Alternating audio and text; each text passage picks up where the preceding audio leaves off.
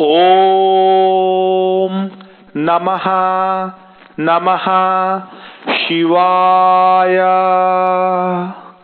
प्रिय शिव भक्तों, आज श्री शिव महापुराण की कथा हम उमा संहिता के 48वें अध्याय से शुरू करते हैं।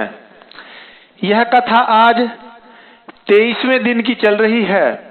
प्रिय भक्तों, इस अध्याय में देवी के द्वारा सेना और सेनापतियों सहित निशुंभ एवं शुंभ का संहार, इन सब का वर्णन है। श्री शिवाय नमस्तुभ्यं, श्री शिवाय नमस्तुभ्यं।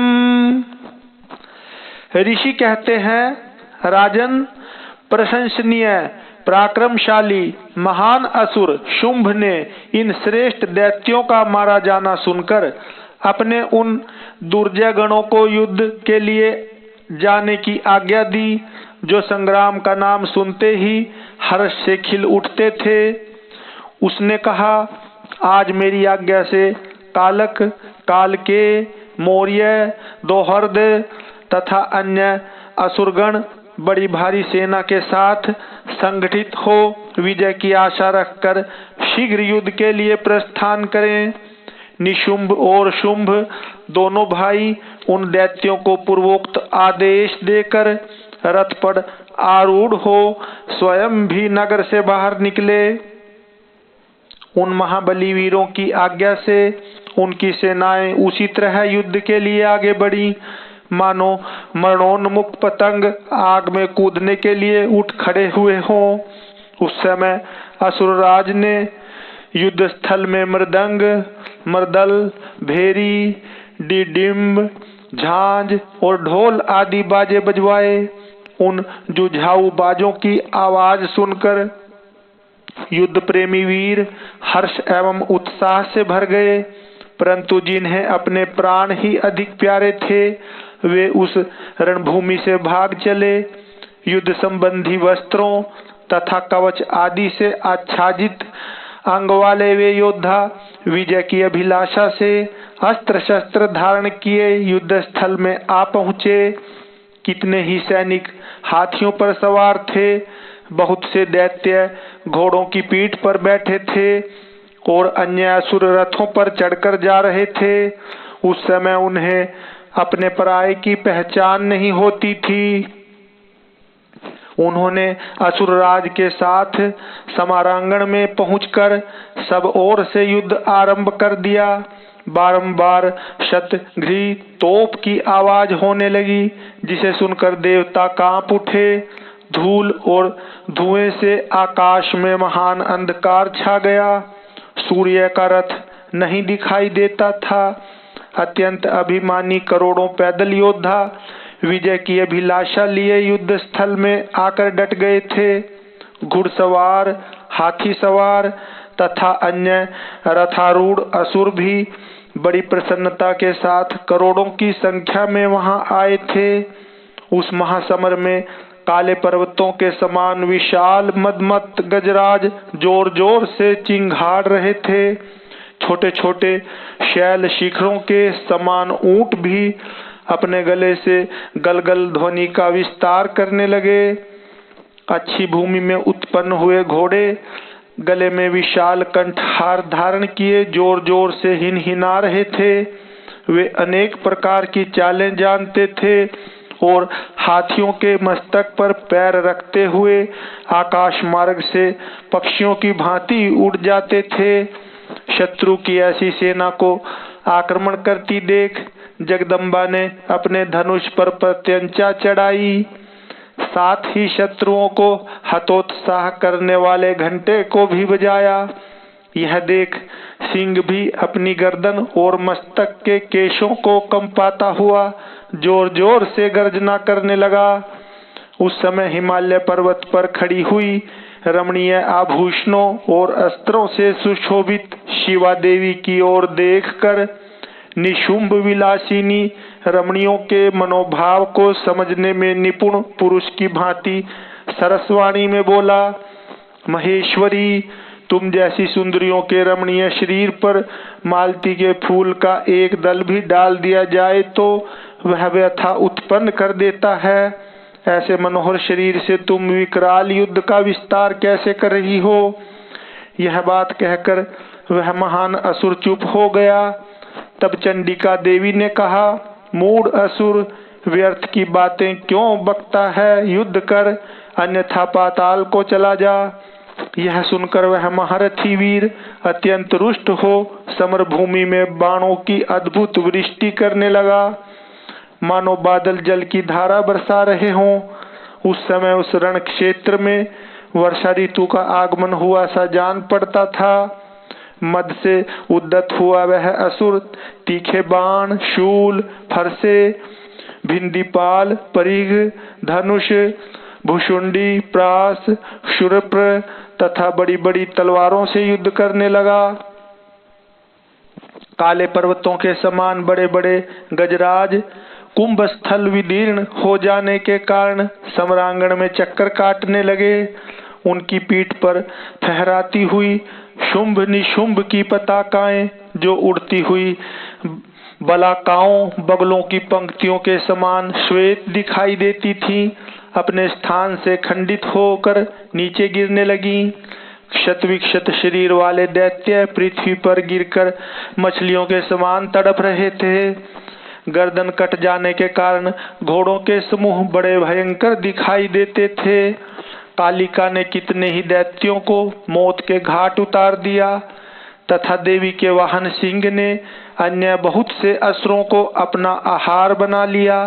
उस समय दैत्यों के मारे जाने से उस रणभूमि में रक्त की धारा बहाने वाली कितनी ही नदियां बह चली। सैनिकों के केश पानी में सेवार की भांति दिखाई देते थे और उनकी चादरें सफेद फेन का भ्रम उत्पन्न करती थीं। इस तरह घोर युद्ध होने तथा राक्षसों का महान संहार हो जाने के पश्चात देवी अंबिका ने विष में बुझे हुए तीखे बाणों द्वारा निशुंभ को मारकर धराशायी कर दिया। अपने असीम शक्तिशाली छोटे भाई के मारे जाने पर शुंभ रोष से भर गया और रथ पर बैठकर 8 भुजाओं से युक्त हो महेश्वर प्रिया अंबिका के पास गया। उसने जोर जोर से शंख बजाया और शत्रुओं का दमन करने वाले धनुष की दुस्सह टंकार ध्वनि की तथा देवी का सिंह भी अपने आयालों को हिलाता हुआ दहाड़ने लगा। इन 3 प्रकार की ध्वनियों से आकाश मंडल गूंज उठा। तदंतर जगदम्बा ने अट्टहास किया जिससे समस्त असुर संत्रस्त हो उठे। जब देवी ने शुंभ से कहा कि तुम युद्ध में स्थिरता पूर्वक खड़े रहो, तब देवता बोल उठे, जय हो जगदम्बा की जय हो। इस समय दैत्यराज शुंभ ने बड़ी भारी शक्ति छोड़ी जिसकी शिखा से आग की ज्वाला निकल रही थी, परंतु देवी ने एक उल्का के द्वारा उसे मार गिराया। शुंभ के चलाए हुए बाणों के देवी ने और देवी के चलाए हुए बाणों के शुंभ ने सहस्त्रों टुकड़े कर दिए। तत्पश्चात चंडिका ने त्रिशूल उठाकर उस महान असुर पर आघात किया। त्रिशूल की चोट से मूर्छित हो वह इंद्र के द्वारा पंख काट दिए जाने पर गिरने वाले पर्वत की भांति आकाश, पृथ्वी तथा समुद्र को कंपित करता हुआ धरती पर गिर पड़ा। तदंतर शूल के आघात से होने वाली व्यथा को सहकर उस महाबली असुर ने 10,000 बाहें धारण कर ली और देवताओं का भी नाश करने में समर्थ चक्रों द्वारा सिंह सहित महेश्वरी शिवा पर आघात करना आरंभ किया। उसके चलाए हुए चक्रों को खेल खेल में ही विदीर्ण करके देवी ने त्रिशूल उठाया और उस असुर पर घातक प्रहार किया। शिवा के लोक पावन पाणी पंकज से मृत्यु को प्राप्त होकर वे दोनों असुर परम पद के भागी हुए। उस महापराक्रमी निशुंभ और भयानक बलशाली शुंभ के मारे जाने पर समस्त दैत्य पाताल में घुस गए। अन्य बहुत से असुरों को काली और सिंह आदि ने खा लिया तथा शेष दैत्य भय से व्याकुल हो 10 दिशाओं में भाग गए। नदियों का जल स्वच्छ हो गया, वे ठीक मार्ग से बहने लगी। मंद मंद वायु बहने लगी जिसका स्पर्श सुखद प्रतीत होता था। आकाश निर्मल हो गया। देवताओं और ब्रह्म ऋषियों ने फिर यज्ञ आदि की आरंभ कर दिए। इंद्र आदि सब देवता सुखी हो गए। प्रभो, दैत्यराज के वध प्रसंग से युक्त इस परम पवित्र उमा चरित्र का जो श्रद्धा पूर्वक बारंबार श्रवण या पाठ करता है वह इस लोक में देव दुर्लभ भोगों का उपभोग करके परलोक में महामाया के प्रसाद से उमा धाम को जाता है। राजन, इस प्रकार शुंभासुर का संहार करने वाली देवी सरस्वती के चरित्र का वर्णन किया गया जो साक्षात उमा के अंश से प्रकट हुई थी। ओम नमः नमः शिवाय। श्री शिवाय नमस्तुभ्यं। श्री शिवाय नमस्तुभ्यं। इस अध्याय में देवताओं का गर्व दूर करने के लिए तेज पुंज रूपिणी उमा का प्रादुर्भाव इसका वर्णन है। मुनियों ने कहा, संपूर्ण पदार्थों के पूर्ण ज्ञाता सूत जी भुवनेश्वरी उमा के जिनसे सरस्वती प्रकट हुई थी अवतार का पुनः वर्णन कीजिए। वे देवी परब्रह्मा, मूल प्रकृति, ईश्वरी, निराकार होती हुई भी साकार तथा नित्यानंदमयी सती कही जाती हैं।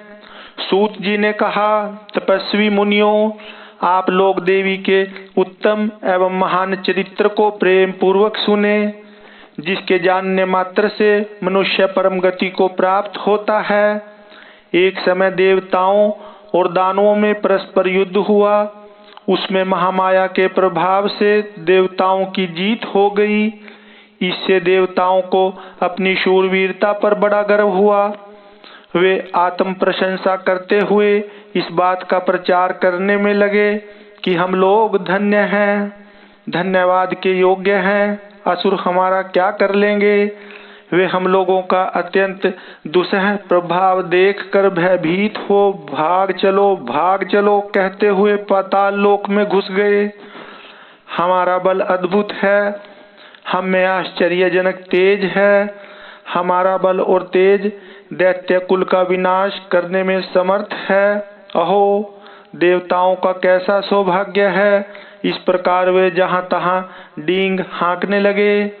तदंतर उसी समय उनके समक्ष तेज का एक महान पुंज प्रकट हुआ जो पहले कभी देखने में नहीं आया था।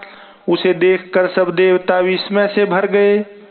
वे रूंधे हुए गले से परस्पर पूछने लगे, यह क्या है, यह क्या है। उन्हें यह पता नहीं था कि यह श्यामा भगवती उमा का उत्कृष्ट प्रभाव है जो देवताओं का अभिमान चूर्ण करने वाला है। उस समय देवराज इंद्र ने देवताओं को आज्ञा दी, तुम लोग जाओ और यथार्थ रूप से परीक्षा करो कि यह कौन है। देवेंद्र के भेजने से वायुदेव उस तेज पुंज के निकट गए। तब उस तेजो राशि ने उन्हें संबोधित करके पूछा, अजी तुम कौन हो। उस महान तेज के इस प्रकार पूछने पर वायु देवता अभिमान पूर्वक बोले, मैं वायु हूँ, संपूर्ण जगत का प्राण हूँ। मुझ सर्वाधार परमेश्वर में ही यह स्थावर जंगम रूप सारा जगत ओतप्रोत है। मैं ही समस्त विश्व का संचालन करता हूँ। तब उस महातेज ने कहा, वायो, यदि तुम जगत के संचालन में समर्थ हो तो यह तीर्ण रखा हुआ है, इसे अपनी इच्छा के अनुसार चलाओ तो सही। तब वायु देवता ने सभी उपाय करके अपनी सारी शक्ति लगा दी, परंतु वह तिनका अपने स्थान से तिल भर भी न हटा। इससे वायुदेव लज्जित हो गए। वे चुप हो इंद्र की सभा में लौट गए और अपनी पराजय के साथ वहां का सारा वृत्तांत उन्होंने सुनाया।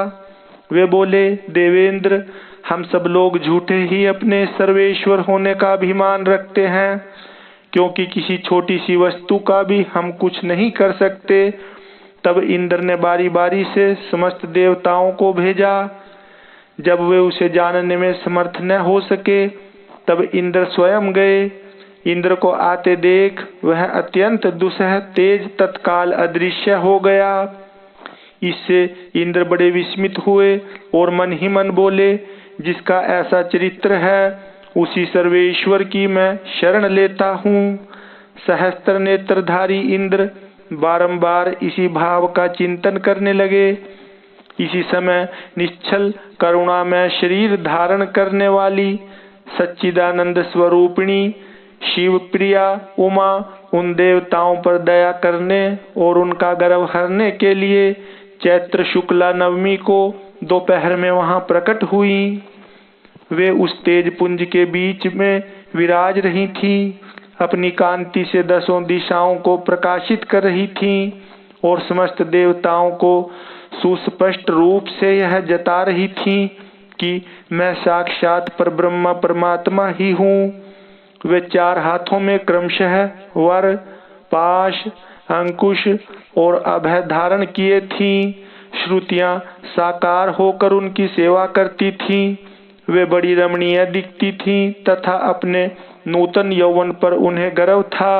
वे लाल रंग की साड़ी पहने हुए थीं। लाल फूलों की माला तथा लाल चंदन से उनका श्रृंगार किया गया था। वे कोटि कोटि कंदर्पों के समान मनोहारिणी तथा करोड़ों चंद्रमाओं के समान चटकीली चांदनी सी सुशोभित थीं। सबकी अंतर्यामिनी, समस्त भूतों की साक्षिणी तथा परब्रह्मा स्वरूपिणी उन महामाया ने इस प्रकार कहा। उमा बोली, मैं ही परब्रह्म, परम ज्योति, प्रणव रूपिणी तथा युगल रूप धारिणी हूँ। मैं ही सब कुछ हूँ, मुझसे भिन्न कोई पदार्थ नहीं है। मैं निराकार होकर भी साकार हूँ, सर्व तत्व स्वरूपिणी हूँ। मेरे गुण अतर्क्य हैं। मैं नित्य स्वरूपा तथा कार्य कारण रूपिणी हूँ। मैं ही कभी प्राण वल्लभा के आकार धारण करती हूँ और कभी प्राण वल्लभ पुरुष का, कभी स्त्री और पुरुष दोनों रूपों में एक साथ प्रकट होती हूँ। यही मेरा अर्धनारीश्वर रूप है। मैं सर्वरूपिणी ईश्वरी हूँ। मैं ही सृष्टिकर्ता ब्रह्मा हूँ। मैं ही जगत पालक विष्णु हूँ तथा मैं ही संहार करता रुद्र हूँ। संपूर्ण विश्व को मोह में डालने वाली महामाया मैं ही हूँ।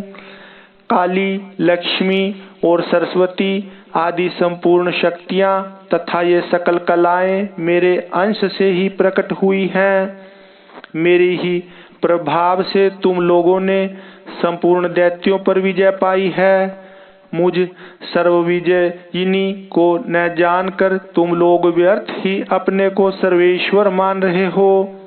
जैसे इंद्रजाल करने वाला सूत्रधार कठपुतली को नचाता है, उसी प्रकार मैं ईश्वरी ही समस्त प्राणियों को नचाती हूँ। मेरे भय से हवा चलती है, मेरे भय से ही अग्निदेव सबको जलाते हैं तथा मेरा भय मानकर ही लोकपालगण निरंतर अपने अपने कर्मों में लगे रहते हैं। मैं सर्वथा स्वतंत्र हूँ और अपनी लीला से ही कभी देव समुदाय को विजयी बनाती हूँ तथा कभी दैत्यों को। माया से परे जिस अविनाशी परात्पर धाम का श्रुतियां वर्णन करती हैं, वह मेरा ही रूप है। सगुण और निर्गुण ये मेरे 2 प्रकार के रूप माने गए हैं। इनमें से प्रथम तो माया युक्त है और दूसरा माया रहित। देवताओं, ऐसा जानकर गर्व छोड़ो और मुझ सनातनी प्रकृति की प्रेम पूर्वक आराधना करो। देवी का यह करुणा युक्त वचन सुन देवता भक्ति भाव से मस्तक झुकाकर उन परमेश्वरी की स्तुति करने लगे। जगदीश्वरी, क्षमा करो, परमेश्वरी प्रसन्न हो। मातः ऐसी कृपा करो जिससे फिर कभी हमें गर्व न हो। तब से सब देवता गर्व छोड़ एकाग्र चित्त हो पूर्ववत विधि पूर्वक उमा देवी की आराधना करने लगे। ब्राह्मणों, इस प्रकार मैंने तुमसे उमा के प्रादुर्भाव का वर्णन किया है, जिसके श्रवण मात्र से परम पद की प्राप्ति होती है। ओम नमः नमः शिवाय। श्री शिवाय नमस्तुभ्यं। श्री शिवाय नमस्तुभ्यं। इस अध्याय में देवी के द्वारा दुर्गमासुर का वध तथा उनके दुर्गा, शताक्षी, शाकंभरी और भ्रामरी आदि नाम पड़ने का कारण इन सब का वर्णन है।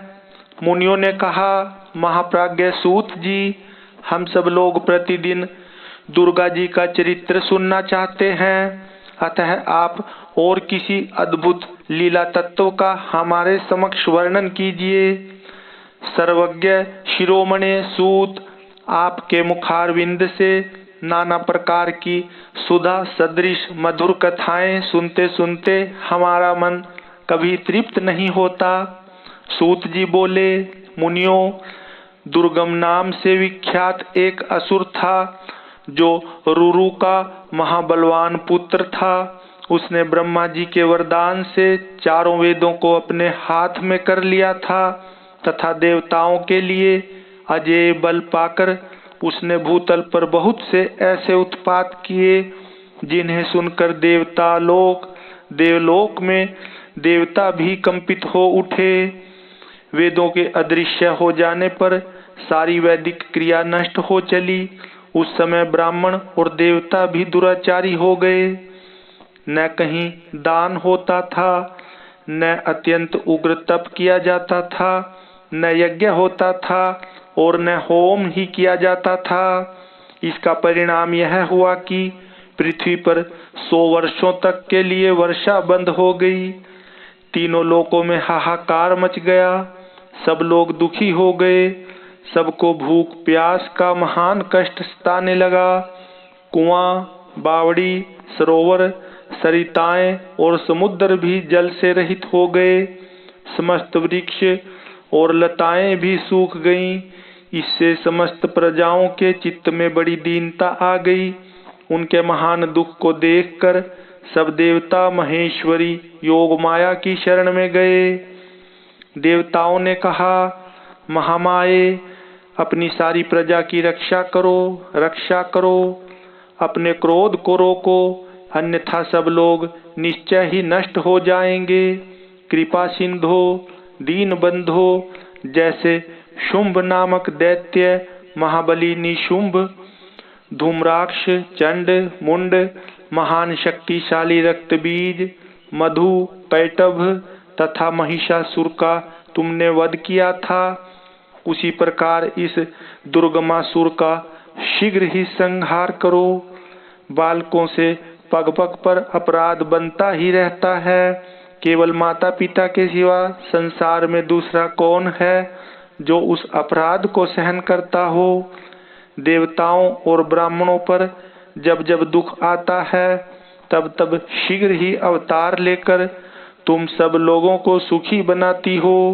देवताओं की यह व्याकुल प्रार्थना सुनकर कृपामयी देवी ने उस समय अपने अत्यंत अनंत नेत्रों से युक्त रूप का दर्शन कराया। उनका मुखारविंद प्रसन्नता से खिला हुआ था और वे अपने चारों हाथों में क्रमशः धनुष, बाण, कमल तथा नाना प्रकार के फल फूल लिए हुए थीं। उस समय प्रजाजनों को कष्ट उठाते देख उनके सभी नेत्रों में करुणा के आंसू छलक आए। वे व्याकुल होकर लगातार 9 दिन और 9 रात रोती रहीं। उन्होंने अपने नेत्रों से अश्रुजल की सहस्त्रों धाराएं प्रवाहित की। उन धाराओं से सब लोग तृप्त हो गए। और समस्त औषधियां भी सींच गई। सरिताओं और समुद्रों में अगाध जल भर गया। पृथ्वी पर साग और फल मूल के अंकुर उत्पन्न होने लगे। देवी शुद्ध हृदय वाले महात्मा पुरुषों को अपने हाथ में रखे हुए फल बांटने लगी। उन्होंने गौओं के लिए सुंदर घास और दूसरे प्राणियों के लिए यथायोग्य भोजन प्रस्तुत किए। देवता, ब्राह्मण और मनुष्यों सहित संपूर्ण प्राणी संतुष्ट हो गए। तब देवी ने देवताओं से पूछा, तुम्हारा और कौन सा कार्य सिद्ध करूं? उस समय सब देवता एकत्र हो बोले, देवी, आपने सब लोगों को संतुष्ट कर दिया। अब कृपा करके दुर्गमासुर के द्वारा अपहृत हुए वेद लाकर हमें दीजिए। तब देवी ने तथास्तु कहकर कहा, देवताओं, अपने घर को जाओ, मैं शीघ्र ही संपूर्ण वेद लाकर तुम्हें अर्पित करूंगी। यह सुनकर सब देवता बड़े प्रसन्न हुए। वे प्रफुल्ल नीलकमल के समान नेत्रों वाली जगधोणी जगदम्बा को भली भांति प्रणाम करके अपने अपने धाम को चले गए। फिर तो स्वर्ग, अंतरिक्ष और पृथ्वी पर बड़ा भारी कोलाहल मच गया। उसे सुनकर उस भयानक दैत्य ने चारों ओर से देवपुरी को घेर लिया। तब शिवा देवताओं की रक्षा के लिए चारों ओर से तेजोमय मंडल का निर्माण करके स्वयं उस घेरे से बाहर आ गईं। फिर तो देवी और दैत्य दोनों में घोर युद्ध आरंभ हो गया। समरांगण में दोनों ओर से कवच और छिन्न भिन्न कर देने वाले तीखे बाणों की वर्षा होने लगी।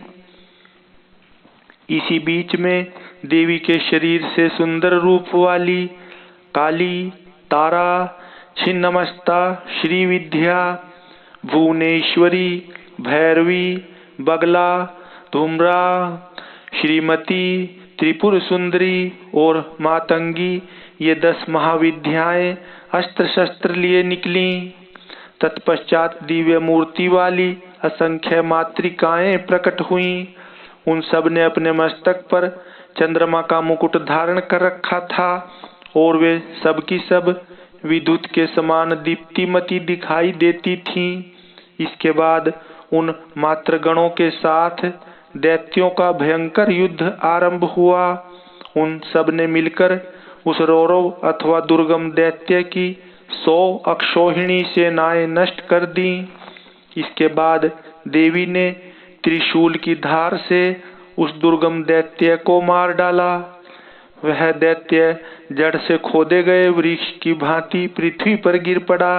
इस प्रकार ईश्वरी ने उस समय दुर्गमासुर नामक दैत्य को मारकर चारों वेद वापस ले देवताओं को दे दिए। तब देवता बोले, अंबिके, आपने हम लोगों के लिए असंख्य नेत्रों से युक्त रूप धारण कर लिया था, इसलिए मुनिजन आपको शताक्षी कहेंगे। अपने शरीर से उत्पन्न हुए शाकों द्वारा आपने समस्त लोकों का भरण पोषण किया है, इसलिए शाकंभरी के नाम से आपकी ख्याति होगी। शिवे, आपने दुर्गम नामक महादैत्य का वध किया है, इसलिए लोग आप कल्याणमयी भगवती को दुर्गा कहेंगे। योग निद्रे, आपको नमस्कार है। महाबले, आपको नमस्कार है। ज्ञानदायिनी, आपको नमस्कार है। आप जगन्माता को बारंबार नमस्कार है। तत्वमस्मि आदि महावाक्यों द्वारा जिन परमेश्वरी का ज्ञान होता है, उन अनंत कोटि ब्रह्मांडों का संचालन करने वाली भगवती दुर्गा को बारंबार नमस्कार है। मातः, आप तक मन, वाणी और शरीर की पहुंच होनी कठिन है। सूर्य, चंद्रमा और अग्नि, ये तीनों आपके नेत्र हैं। हम आपके प्रभाव को नहीं जानते, इसलिए आपकी स्तुति करने में असमर्थ हैं। सुरेश्वरी माता, शताक्षी को छोड़कर दूसरा कौन है जो हम जैसे अमरों पर दृष्टिपात करके ऐसी दया करे। देवी, आपको सदा ऐसा ही यत्न करना चाहिए जिससे तीनों लोक निरंतर विघ्न बाधाओं से तिरस्कृत न हों।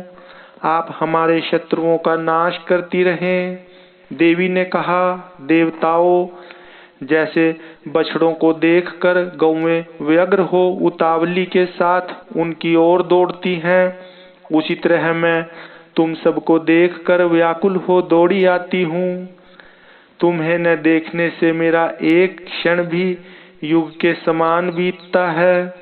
मैं तुम्हें अपने बच्चों के समान समझती हूँ और तुम्हारे लिए अपने प्राण भी दे सकती हूँ। तुम लोग मेरे प्रति भक्ति भाव से सुशोभित हो, अतः तुम्हें कोई भी चिंता नहीं करनी चाहिए। मैं तुम्हारी सारी आपत्तियों का निवारण करने के लिए सदैव उद्धत हूँ। जैसे पूर्व काल में तुम्हारी रक्षा के लिए मैंने दैत्यों को मारा है, उसी प्रकार आगे भी असुरों का संहार करूंगी।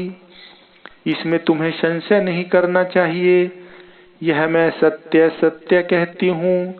भविष्य में जब पुनः शुंभ और निशुंभ नाम के दूसरे दैत्य होंगे, उस समय मैं यशोमयी देवी नंदपत्नी यशोदा के गर्भ से योनिज रूप धारण करके गोकुल में उत्पन्न होंगी और यथा समय उन असुरों का वध करूंगी।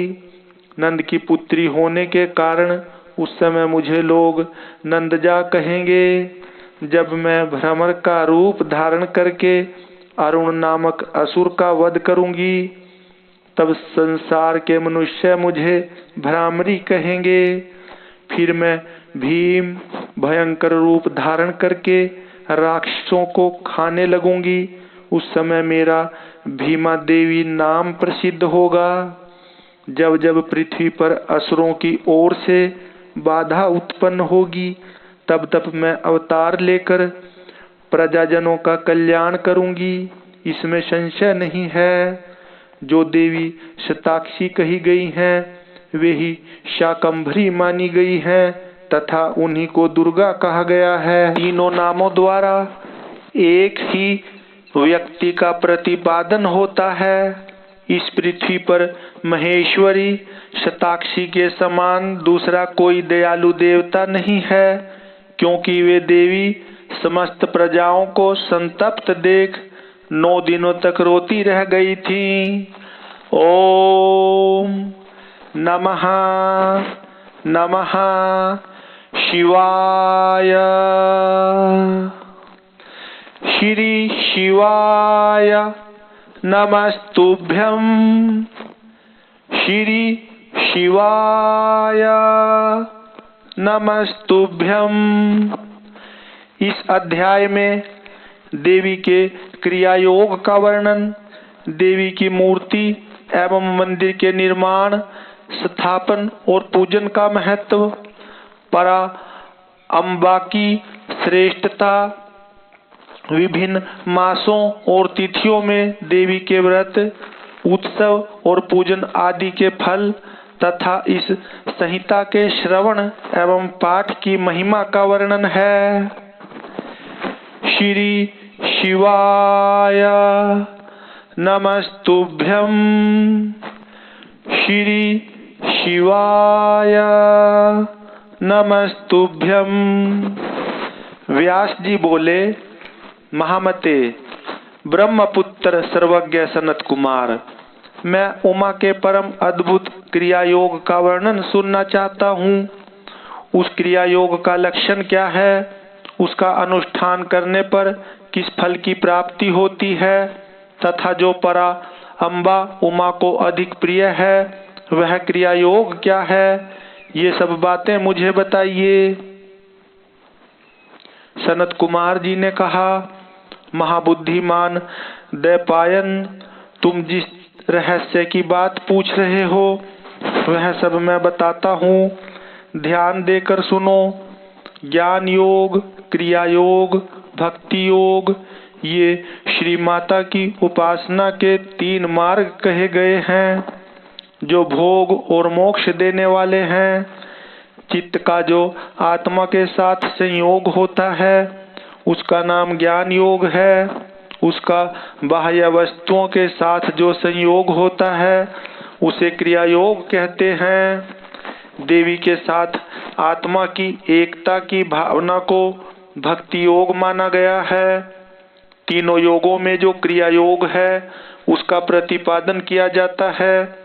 कर्म से भक्ति उत्पन्न होती है, भक्ति से ज्ञान होता है और ज्ञान से मुक्ति होती है, ऐसा शास्त्रों में निश्चय किया गया है। मुनि श्रेष्ठ, मोक्ष का प्रधान कारण योग है, परंतु योग के ध्येय का उत्तम साधन क्रिया योग है। प्रकृति को माया जाने और सनातन ब्रह्म को मायावी अथवा माया का स्वामी समझे। उन दोनों के स्वरूप को एक दूसरे से अभिन्न जानकर मनुष्य संसार बंधन से मुक्त हो जाता है। काली नंदन, जो मनुष्य देवी के लिए पत्थर, लकड़ी अथवा मिट्टी का मंदिर बनाता है, उसके पुण्य फल का वर्णन सुनो। प्रतिदिन योग के द्वारा आराधना करने वाले को जिस महान फल की प्राप्ति होती है वह सारा फल उस पुरुष को मिल जाता है जो देवी के लिए मंदिर बनवाता है। श्री माता का मंदिर बनवाने वाले धर्मात्मा पुरुष अपनी पहले बीती हुई तथा आगे आने वाली हजार हजार पीढ़ियों का उद्धार कर देता है। करोड़ों जन्मों में किए हुए थोड़े या बहुत जो पाप शेष रहते हैं वे श्री माता के मंदिर का निर्माण आरंभ करते ही क्षण भर में नष्ट हो जाते हैं। जैसे नदियों में गंगा, संपूर्ण नदों में सोनभद्र, क्षमा में पृथ्वी, गहराई में समुद्र और समस्त ग्रहों में सूर्य देव का विशिष्ट स्थान है, उसी प्रकार समस्त देवताओं में श्री परा अम्बा श्रेष्ठ मानी गई हैं। वे समस्त देवताओं में मुख्य हैं। जो उनके लिए मंदिर बनवाता है वह जन्म जन्म में प्रतिष्ठा पाता है। काशी, कुरुक्षेत्र, प्रयाग, पुष्कर, गंगा सागर तट, नैमिषारण्य, अमरकंटक पर्वत, परम पुण्य में श्री पर्वत, ज्ञान पर्वत, गोकर्ण, मथुरा, अयोध्या और द्वारका इत्यादि पुण्य प्रदेशों में अथवा जिस किसी भी स्थान में माता का मंदिर बनवाने वाला मनुष्य संसार बंधन से मुक्त हो जाता है। मंदिर में ईंटों का जोड़ जब तक या जितने वर्ष रहता है उतने हजार वर्षों तक वह पुरुष मणिद्वीप में प्रतिष्ठित होता है। जो समस्त शुभ लक्षणों से संपन्न उमा की प्रतिमा बनवाता है वह निर्भय होकर अवश्य उनके परम धाम में जाता है। शुभ ऋतु, शुभ ग्रह और शुभ नक्षत्र में देवी की मूर्ति की स्थापना करके योग माया के प्रसाद से मनुष्य कृतकृत्य हो जाता है। कल्प के आरंभ से लेकर अंत तक कुल में जितनी पीढ़ियां बीत गई हैं और जितनी आने वाली हैं उन सबको मनुष्य सुंदर देव मूर्ति की स्थापना करके तार देता है। जो केवल जगधोनी परा अम्बा की शरण लेते हैं उन्हें मनुष्य नहीं मानना चाहिए, वे साक्षात देवी के गण हैं। जो चलते फिरते, सोते जागते अथवा खड़े होते समय उमा इस दो अक्षर के नाम का उच्चारण करते हैं वे शिवा के ही गण हैं। जो नित्य नैमित्तिक कर्म से पुष्प, धूप और दीपों द्वारा देवी परा शिवा का पूजन करते हैं वे शिवा के धाम में जाते हैं। जो प्रतिदिन गोबर या मिट्टी से देवी के मंदिर को लीपते हैं अथवा उसमें झाड़ू देते हैं वे भी उमा के धाम में जाते हैं। जिन्होंने देवी के परम उत्तम एवं रमणीय मंदिर का निर्माण कराया है उनके कुल के लोगों को माता उमा सदा आशीर्वाद देती हैं। वे कहती हैं ये लोग मेरे हैं, अतः मुझ में प्रेम के भागी बने रहकर 100 वर्षों तक जिए और इन पर कभी कोई आपत्ति न आए। इस प्रकार श्री माता रात दिन आशीर्वाद देती हैं। जिसने महादेवी उमा की शुभ मूर्ति का निर्माण कराया है, उसके कुल के 10,000 पीढ़ियों तक के लोग मणिद्वीप में सम्मान पूर्वक रहते हैं। महामाया की मूर्ति को स्थापित करके उसकी भली भांति पूजा करने के पश्चात साधक जिस जिस मनोरथ के लिए प्रार्थना करता है उसको अवश्य प्राप्त कर लेता है। जो श्री माता की स्थापित की हुई उत्तम मूर्ति को मधु मिश्रित घी से नहलाता है, उसके पुण्य फल की गणना कौन कर सकता है। चंदन, अगुरु, कपूर, जटामासी तथा नागरमोथा आदि से युक्त जल तथा एक रंग की गौओं के दूध से परमेश्वरी को नहलाए। तत्पश्चात अष्टादशांग धूप के द्वारा अग्नि में उत्तम आहुति दे तथा धृत और कर्पूर सहित बत्तियों द्वारा देवी की आरती उतारे। कृष्ण पक्ष की अष्टमी, नवमी, अमावस्या में अथवा शुक्ल पक्ष की पंचमी और दशमी तिथियों में गंध, पुष्प आदि उपचारों द्वारा जगदम्बा की विशेष पूजा करनी चाहिए। रात्रि सूक्त, श्री सूक्त अथवा देवी सूक्त को पढ़ते या मूल मंत्र का जप करते हुए देवी की आराधना करनी चाहिए। विष्णुकांता और तुलसी को छोड़कर शेष सभी पुष्प देवी के लिए प्रीतिकारक जानने चाहिए। कमल का पुष्प उनके लिए विशेष प्रीतिकारक होता है। जो देवी को सोने चांदी के फूल चढ़ाता है वह करोड़ों सिद्धों से युक्त उनके परम धाम में जाता है। देवी के उपासकों को पूजन के अंत में सदा अपने अपराधों के लिए क्षमा प्रार्थना करनी चाहिए। जगत को आनंद प्रदान करने वाली परमेश्वरी प्रसन्न हो इत्यादि वाक्यों द्वारा स्तुति एवं मंत्र पाठ करता हुआ देवी के भजन में लगा रहने वाला उपासक उनका इस प्रकार ध्यान करे। देवी सिंह पर सवार हैं, उनके हाथों में अभय एवं वर की मुद्राएं हैं तथा वे भक्तों को अभीष्ट फल प्रदान करने वाली हैं। इस प्रकार महेश्वरी का ध्यान करके उन्हें नैवेद्य के रूप में नाना प्रकार के पके हुए फल अर्पित करे। जो परात्मा शंभु शक्ति का नैवेद्य भक्षण करता है वह मनुष्य अपने सारे पाप पंग को धोकर निर्मल हो जाता है। जो चैत्र शुक्ला तृतीया को भवानी की प्रसन्नता के लिए व्रत करता है वह जन्म मरण के बंधन से मुक्त हो परम पद को प्राप्त होता है। विद्वान पुरुष इसी तृतीया को दोलोत्सव करें, उसमें शंकर सहित जगदम्बा उमा की पूजा करें। फूल, कुमकुम, वस्त्र, कपूर, अगुरु, चंदन, धूप, दीप, नैवेद्य, पुष्पहार तथा अन्य गंध द्रव्यों द्वारा शिव सहित सर्व कल्याणकारिणी महामाया महेश्वरी श्री गौरी देवी का पूजन करके उन्हें झूले में झुलाएं। जो प्रतिवर्ष नियम पूर्वक उक्त तिथि को देवी का व्रत और दोलोत्सव करता है उसे शिवा देवी संपूर्ण अभीष्ट पदार्थ देती हैं।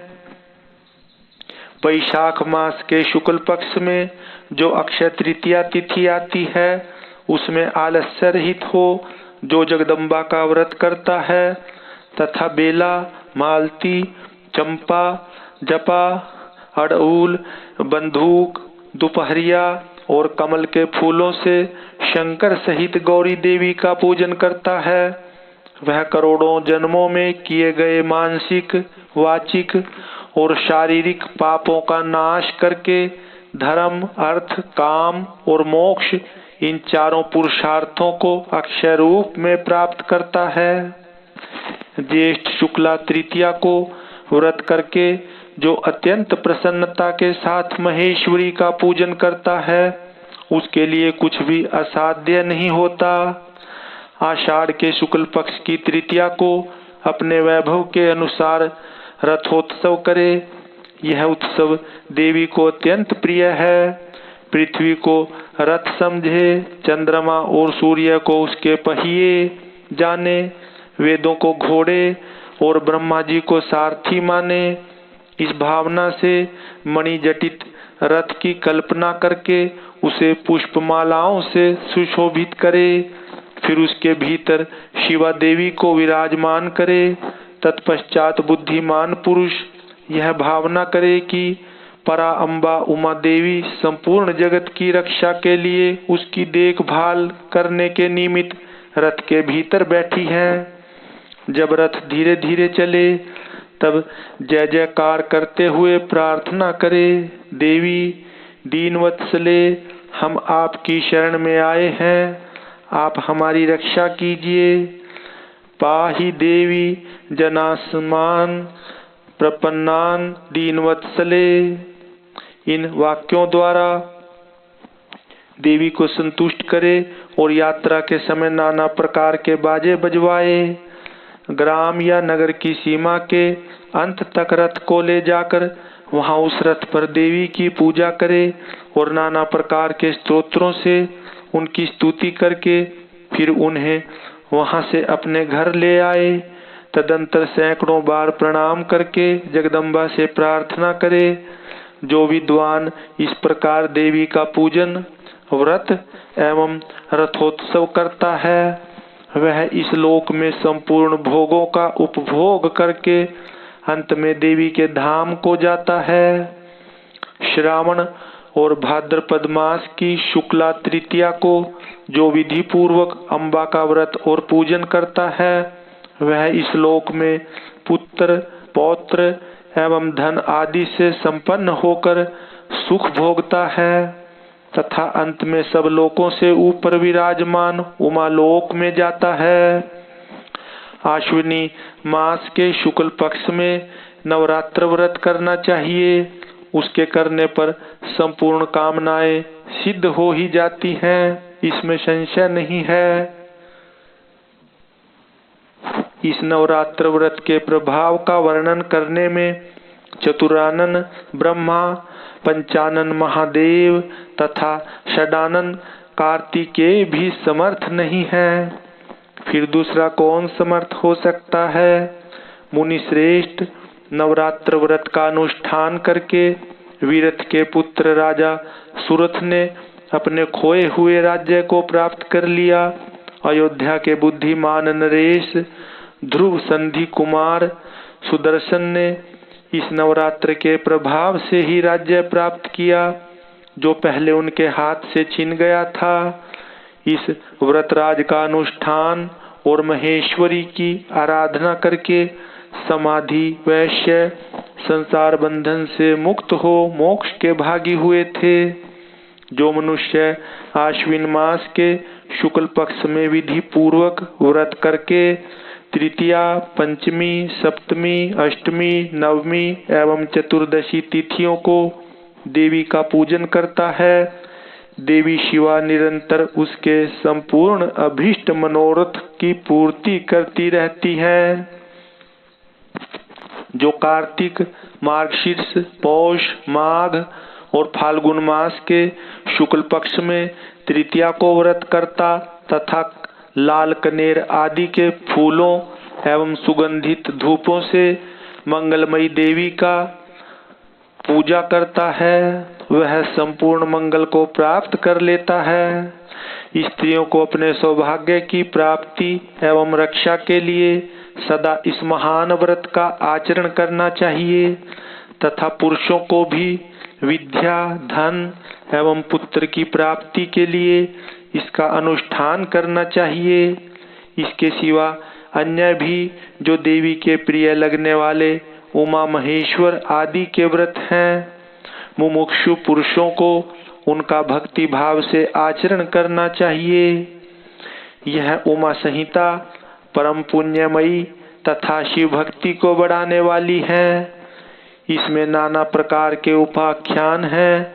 यह कल्याणमयी संहिता भोग तथा मोक्ष प्रदान करने वाली है। जो इसे भक्ति भाव से सुनता या एकाग्रचित होकर सुनाता अथवा पढ़ता या पढ़ाता है वह परम गति को प्राप्त होता है। जिसके घर में सुंदर अक्षरों में लिखी गई यह संहिता विधिवत पूजित होती है वह संपूर्ण अभिष्टों को प्राप्त कर लेता है। उसे भूत प्रेत और पिशाचादि दुष्टों से कभी भय नहीं होता। वह पुत्र पौत्र आदि संपत्ति को अवश्य पाता है, इसमें संशय नहीं है। अतः शिवा की भक्ति चाहने वाले पुरुषों को सदा इस परम पुण्यमयी रमणीय उमा संहिता का श्रवण एवं पाठ करना चाहिए। ओम नमः नमः शिवाय। तो प्रिय शिव भक्तों, इस प्रकार उमा संहिता की कथा संपूर्ण हुई। अब इससे आगे कैलाश संहिता की कथा हम इस कैलाश संहिता के प्रथम अध्याय से शुरू करते हैं। इस अध्याय में ऋषियों का सूत जी से तथा वामदेव जी का स्कंद से प्रश्न, प्रणवार्थ निरूपण के लिए अनुरोध, इन सब का वर्णन है। श्री शिवाय नमस्तुभ्यं। श्री शिवाय नमस्तुभ्यं। जो प्रधान प्रकृति और पुरुष के नियंता तथा सृष्टि पालन और संहार के कारण हैं, उन पार्वती सहित शिव को उनके पार्षदों और पुत्रों के साथ प्रणाम है। ऋषि बोले, सूत जी, हमने अनेक आख्यानों से युक्त परम मनोहर उमा संहिता सुनी। अब आप शिव तत्व का ज्ञान बढ़ाने वाली कैलाश संहिता का वर्णन कीजिए। व्यास जी ने कहा, पुत्रों, शिव तत्व का प्रतिपादन करने वाली दिव्य कैलाश संहिता का वर्णन करता हूँ, तुम प्रेम पूर्वक सुनो।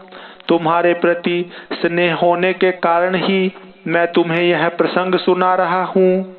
इतना कहकर व्यास जी ने काशी में मुनियों के तथा सूत जी के संवाद, व्यास मुनि संवाद, शिव पार्वती संवाद, शिव जी के द्वारा पार्वती के प्रति संन्यास पद्धति,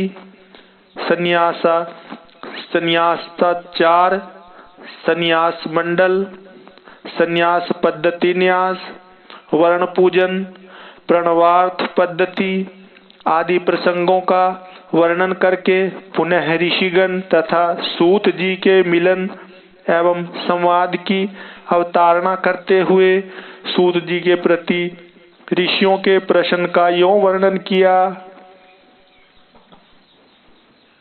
ऋषि बोले, महाभाग सूत जी, आप हमारे श्रेष्ठ गुरु हैं, अतः यदि आपका हम पर अनुग्रह हो तो हम आपसे एक प्रश्न पूछते हैं। श्रद्धालु शिष्यों पर आप जैसे गुरुजन सदा स्नेह रखते हैं, इस बात को आपने इस समय हमें प्रत्यक्ष दिखा दिया। मुने, विरजा होम के समय पहले आपने जो वामदेव का मत सूचित किया था उसे हमने विस्तार पूर्वक नहीं सुना। अब हम बड़े आदर और श्रद्धा के साथ उसे सुनना चाहते हैं। कृपा सिंधो, आप प्रसन्नता पूर्वक उसका वर्णन करें। ऋषियों की यह बात सुनकर सूत के शरीर में रोमांच हो आया। उन्होंने गुरु के भी परम उत्कृष्ट गुरु महादेव जी को, त्रिभुवन जननी महादेवी उमा को तथा गुरु व्यास को भी भक्ति पूर्वक नमस्कार करके मुनियों को आह्लादित करते हुए गंभीर वाणी में इस प्रकार कहा। सूत जी बोले, मुनियों, तुम्हारा कल्याण हो, तुम सब लोग सदा सुखी रहो। महाभाग महात्माओं, तुम भगवान शिव के भक्त तथा दृढ़ता पूर्वक व्रत का पालन करने वाले हो। यह निश्चित रूप से जानकर ही मैं तुम लोगों के समक्ष इस विषय का प्रसन्नता पूर्वक वर्णन करता हूँ। ध्यान देकर सुनो। पूर्व काल के रथंतर कल्प में महामुनि वामदेव माता के गर्भ से बाहर निकलते ही शिव तत्व के ज्ञाताओं में सर्वश्रेष्ठ माने जाने लगे। वे वेदों, आगमों, पुराणों तथा अन्य सब शास्त्रों के भी तात्विक अर्थ को जानने वाले थे। देवता, असुर तथा मनुष्य आदि जीवों के जन्म कर्मों का उन्हें भली भांति ज्ञान था। उनका संपूर्ण अंग भस्म लगाने से उज्जवल दिखाई देता था। उनके मस्तक पर जटाओं का समूह शोभा देता था। वे किसी के आश्रित नहीं थे। उनके मन में किसी वस्तु की इच्छा नहीं थी। वे शीत, उष्ण आदि द्वंद्वों से परे तथा अहंकार शून्य थे। वे दिगंबर महाज्ञानी महात्मा दूसरे महेश्वर के समान जान पड़ते थे। उन्हीं के जैसे स्वभाव वाले बड़े बड़े मुनि शिष्य होकर उन्हें घेरे रहते थे। वे अपने चरणों के स्पर्श जनित पुण्य से इस पृथ्वी को पवित्र करते हुए सब ओर विचरते और अपने चित्त को निरंतर परम धाम स्वरूप परब्रह्म परमात्मा में लगाए रहते थे। इस तरह घूमते हुए वामदेव जी ने मेरु के दक्षिण शिखर कुमार श्रृंग में प्रसन्नता पूर्वक प्रवेश किया, जहाँ मयूर वाहन शिव कुमार ज्ञान में शक्ति धारण करने वाले समस्त असुरों के नाशक और सर्वदेव वंदित भगवान स्कंद रहते थे। उनके साथ उनकी शक्तिभूता गजावल्ली भी थी। वहीं स्कंद सरसे के नाम से प्रसिद्ध एक सरोवर था, जो समुद्र के समान अगाध एवं विशाल दिखाई देता था। उसका जल ठंडा और स्वादिष्ट था। वह सरोवर स्वच्छ, अगाध एवं बहुत जल राशि से पूर्ण था।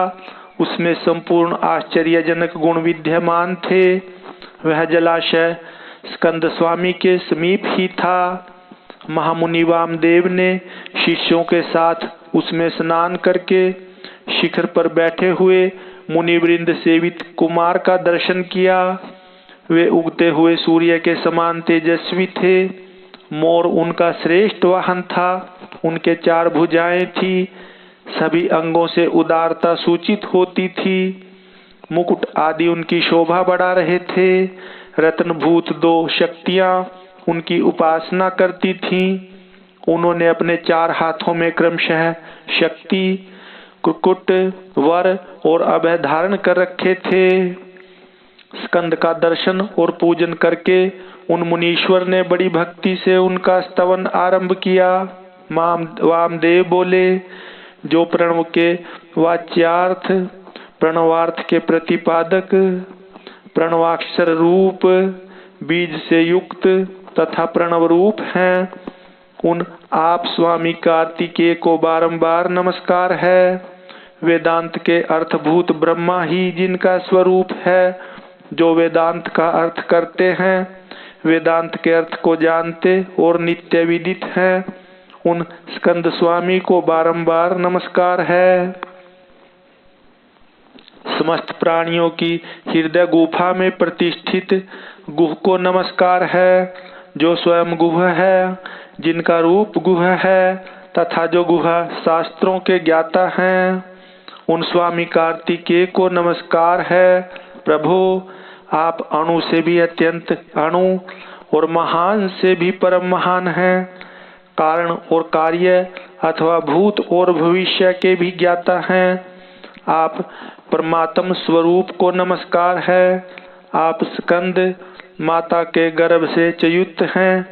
स्कंद गर्भ से स्खलन ही आपका रूप है। आप सूर्य और अरुण के समान तेजस्वी हैं। पारिजात की माला से सुशोभित मुकुट आदि धारण करने वाले आप स्कंद स्वामी को सदा नमस्कार है। आप शिव के शिष्य और पुत्र हैं। शिव कल्याण देने वाले हैं, शिव को प्रिय हैं तथा शिवा और शिव के लिए आनंद की निधि हैं। आपको नमस्कार है। आप गंगा जी के बालक, कृतिकाओं के कुमार, भगवती उमा के पुत्र तथा सरकंडों के वन में शयन करने वाले हैं। आप महाबुद्धिमान देवता को नमस्कार है। षडक्षर मंत्र आपका शरीर है। आप 6 प्रकार के अर्थ का विधान करने वाले हैं। आपका रूप 6 मार्गों से परे है। आप षडानन को बारंबार नमस्कार है। द्वादशात्मन आपके 12 विशाल नेत्र और 12 उठी हुई भुजाएं हैं। उन भुजाओं में आप 12 आयुध धारण करते हैं। आपको नमस्कार है। आप चतुर्भुज रूपधारी, शांत तथा चारों भुजाओं में क्रमशः शक्ति, कुक्कुट, वर और अभय धारण करते हैं। आप असुर विदारण देव को नमस्कार है। आपका वक्षस्थल गज्जावली के कुचों में लगे हुए कुंकुम से अंकित है।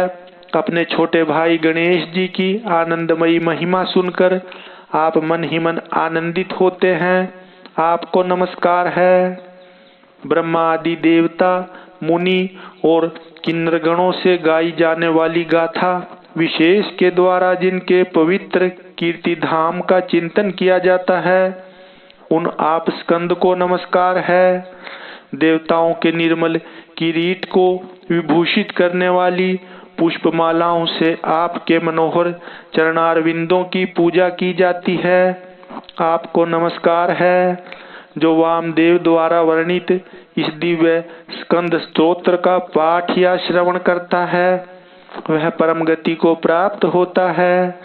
यह स्तोत्र बुद्धि को बढ़ाने वाला, शिव भक्ति की वृद्धि करने वाला, आयु, आरोग्य तथा धन की प्राप्ति कराने वाला और सदा संपूर्ण अभीष्ट को देने वाला है। वामदेव ने इस प्रकार देव सेनापति भगवान स्कंद की स्तुति करके 3 बार उनकी परिक्रमा की और पृथ्वी पर दंड की भांति गिरकर नतमस्तक हो बारंबार साष्टांग प्रणाम और परिक्रमा करने के अनंतर वे विनीत भाव से उनके पास खड़े हो गए। वामदेव जी के द्वारा किए गए इस परमार्थ पूर्ण स्तोत्र को सुनकर महेश्वर पुत्र भगवान स्कंद बड़े प्रसन्न हुए।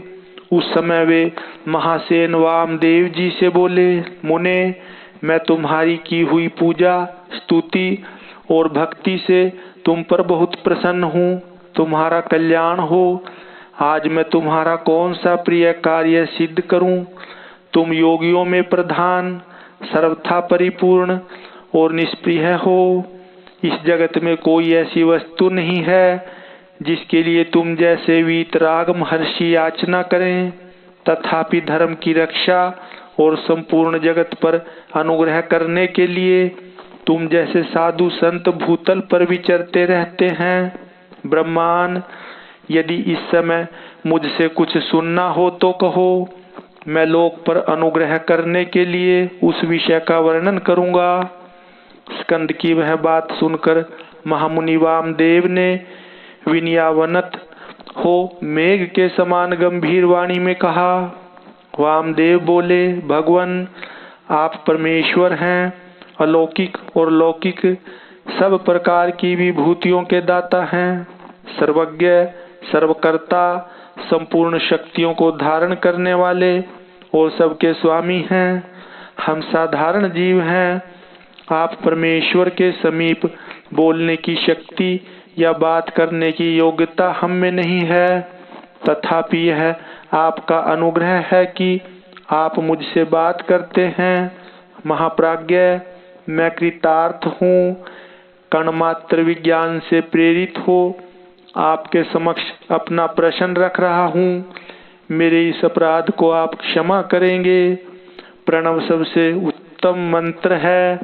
वह साक्षात परमेश्वर का वाचक है। पशुओं, जीवों के पाश बंधन को छुड़ाने वाले भगवान पशुपति ही उसके वाच्यार्थ हैं। ओमितिदं सर्वं, ओंकार ही यह प्रत्यक्ष दिखने वाला समस्त जगत है। यह सनातन श्रुति का कथन है। ओम इति ब्रह्म अर्थात ओम यह ब्रह्म है तथा सर्वम हो तद ब्रह्म यह सब का सब ब्रह्म ही है इत्यादि बातें भी श्रुतियों द्वारा कही गई हैं। इस प्रकार मैंने समष्टि तथा व्यष्टि भाव से प्रणवार्थ का श्रवण किया है। तात्पर्य यह है कि समष्टि और व्यष्टि सभी पदार्थ प्रणव के ही अर्थ हैं। प्रणव के द्वारा सबका प्रतिपादन होता है। यह बात मैंने सुन रखी है। महासेन, मुझे कभी आप जैसा गुरु नहीं मिला है, अतः कृपा करके आप प्रणव के अर्थ का प्रतिपादन कीजिए। उपदेश की विधि से तथा सदाचार परंपरा को ध्यान में रखकर आप हमें प्रणवार्थ का उपदेश दें। मुनि के इस प्रकार पूछने पर स्कंद ने प्रणव स्वरूप 38 श्रेष्ठ कलाओं द्वारा लक्षित तथा सदा पार्श्व भाग में उमा को साथ रखने वाले और मुनिवरों से घिरे हुए भगवान सदाशिव को प्रणाम करके उस श्रेय का वर्णन आरंभ किया जिसे श्रुतियों ने भी छिपा रखा है। ओम नमः नमः शिवाय। श्री शिवाय नमस्तुभ्यं। श्री शिवाय नमस्तुभ्यं।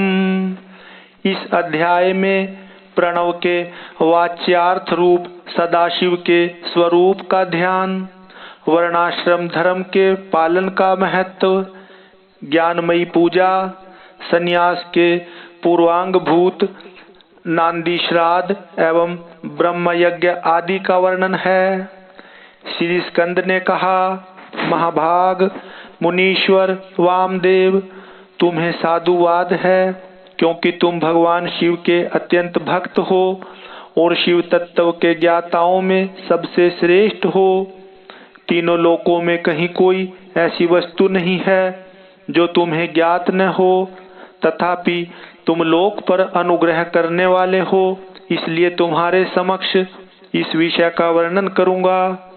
इस लोक में जितने जीव हैं वे सब नाना प्रकार के शास्त्रों से मोहित हैं। परमेश्वर की अति विचित्र माया ने उन्हें परमार्थ से वंचित कर दिया है। अतः प्रणव के वाच्यार्थ भूत साक्षात महेश्वर को वे नहीं जानते। वे महेश्वर ही सगुण निर्गुण तथा त्रिदेवों के जनक पर ब्रह्म परमात्मा हैं। मैं अपना दाहिना हाथ उठाकर तुमसे शपथ पूर्वक कहता हूँ कि यह सत्य है, सत्य है, सत्य है। मैं बारंबार इस सत्य को दोहराता हूँ कि प्रणव के अर्थ साक्षात शिव ही हैं। श्रुतियों, स्मृति शास्त्रों, पुराणों तथा आगमों में प्रधानतया उन्हीं को प्रणव का वाच्यार्थ बताया गया। जहाँ से मन सहित वाणी उस परमेश्वर को न पाकर लौट आती है, जिसके आनंद का अनुभव करने वाला पुरुष किसी से डरता नहीं। ब्रह्मा, विष्णु तथा इंद्र सहित यह संपूर्ण जगत भूतों और इंद्रिय समुदाय के साथ सर्वप्रथम जिससे प्रकट होता है, जो परमात्मा स्वयं किसी से और कभी भी उत्पन्न नहीं होता, जिसके निकट विद्युत, सूर्य और चंद्रमा का प्रकाश काम नहीं देता तथा जिसके प्रकाश से ही यह संपूर्ण जगत सब ओर से प्रकाशित होता है, वह परब्रह्म परमात्मा संपूर्ण ऐश्वर्य से संपन्न होने के कारण स्वयं ही सर्वेश्वर शिव नाम धारण करता है। हृदयाकाश के भीतर विराजमान जो भगवान शंभु मुमुक्षु पुरुषों के ध्येय हैं, जो सर्वव्यापी प्रकाशात्मा भास्वरूप एवं चिन्मय हैं, जिन परम पुरुष की पराशक्ति शिवा भक्ति भाव से सुलभ मनोहरा निर्गुण अपने गुणों का ही निगूढ़ और निष्कल हैं। उन परमेश्वर के 3 रूप हैं, स्थूल, सूक्ष्म और इन दोनों से परे। मुने मुमुक्षु योगियों को नित्य क्रमशः उनके इन स्वरूपों का ध्यान करना चाहिए। वे शंभु, निष्कल, संपूर्ण देवताओं के सनातन आदि देव, ज्ञान क्रिया स्वभाव एवं परमात्मा कहे जाते हैं। उन देवाधिदेव की साक्षात मूर्ति सदाशिव हैं। ईशान आदि 5 मंत्र उनके शरीर हैं। वे महादेव जी पंचकला रूप हैं। उनकी अंग कांति शुद्ध स्फटिक के समान उज्जवल है। वे सदा प्रसन्न रहने वाले तथा शीतल आभा से युक्त हैं। उन प्रभु के 5 मुख, 10 भुजाएं और 15 नेत्र हैं। ईशान मंत्र उनका मुकुट मंडित मस्तक है। तत्पुरुष मंत्र उन पुरातन प्रभु का मुख है। अघोर मंत्र हृदय है। वामदेव मंत्र गुहा प्रदेश है तथा सदोजात मंत्र उनके पैर हैं। इस प्रकार वे पंच मंत्र रूप हैं। वे ही साक्षात साकार और निराकार परमात्मा हैं। सर्वज्ञता आदि 6 शक्तियां उनके शरीर के 6 अंग हैं। वे शब्द आदि शक्तियों से स्फुरित हृदय कमल के द्वारा सुशोभित हैं। वाम भाग में मनोन्मनी नामक अपनी शक्ति से विभूषित हैं।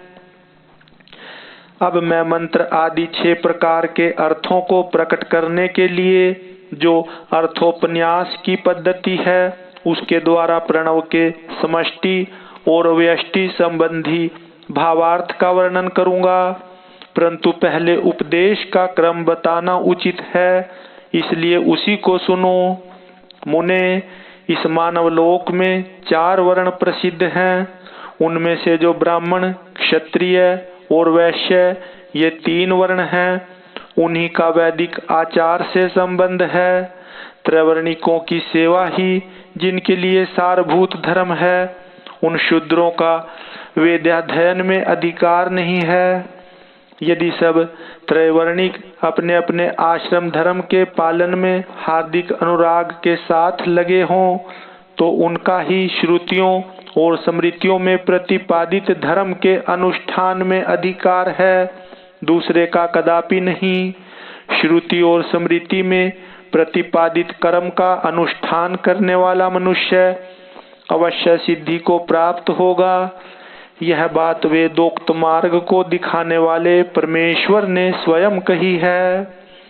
वर्ण धर्म और आश्रम धर्म के पालन जनित पुण्य से परमेश्वर का पूजन करके बहुत से श्रेष्ठ मुनि उनके सायुज्य को प्राप्त हो गए हैं।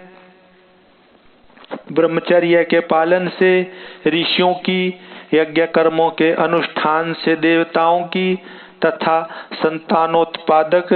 संतानोत्पादन से पितरों की तृप्ति होती है, ऐसा श्रुति ने कहा है। इस प्रकार ऋषि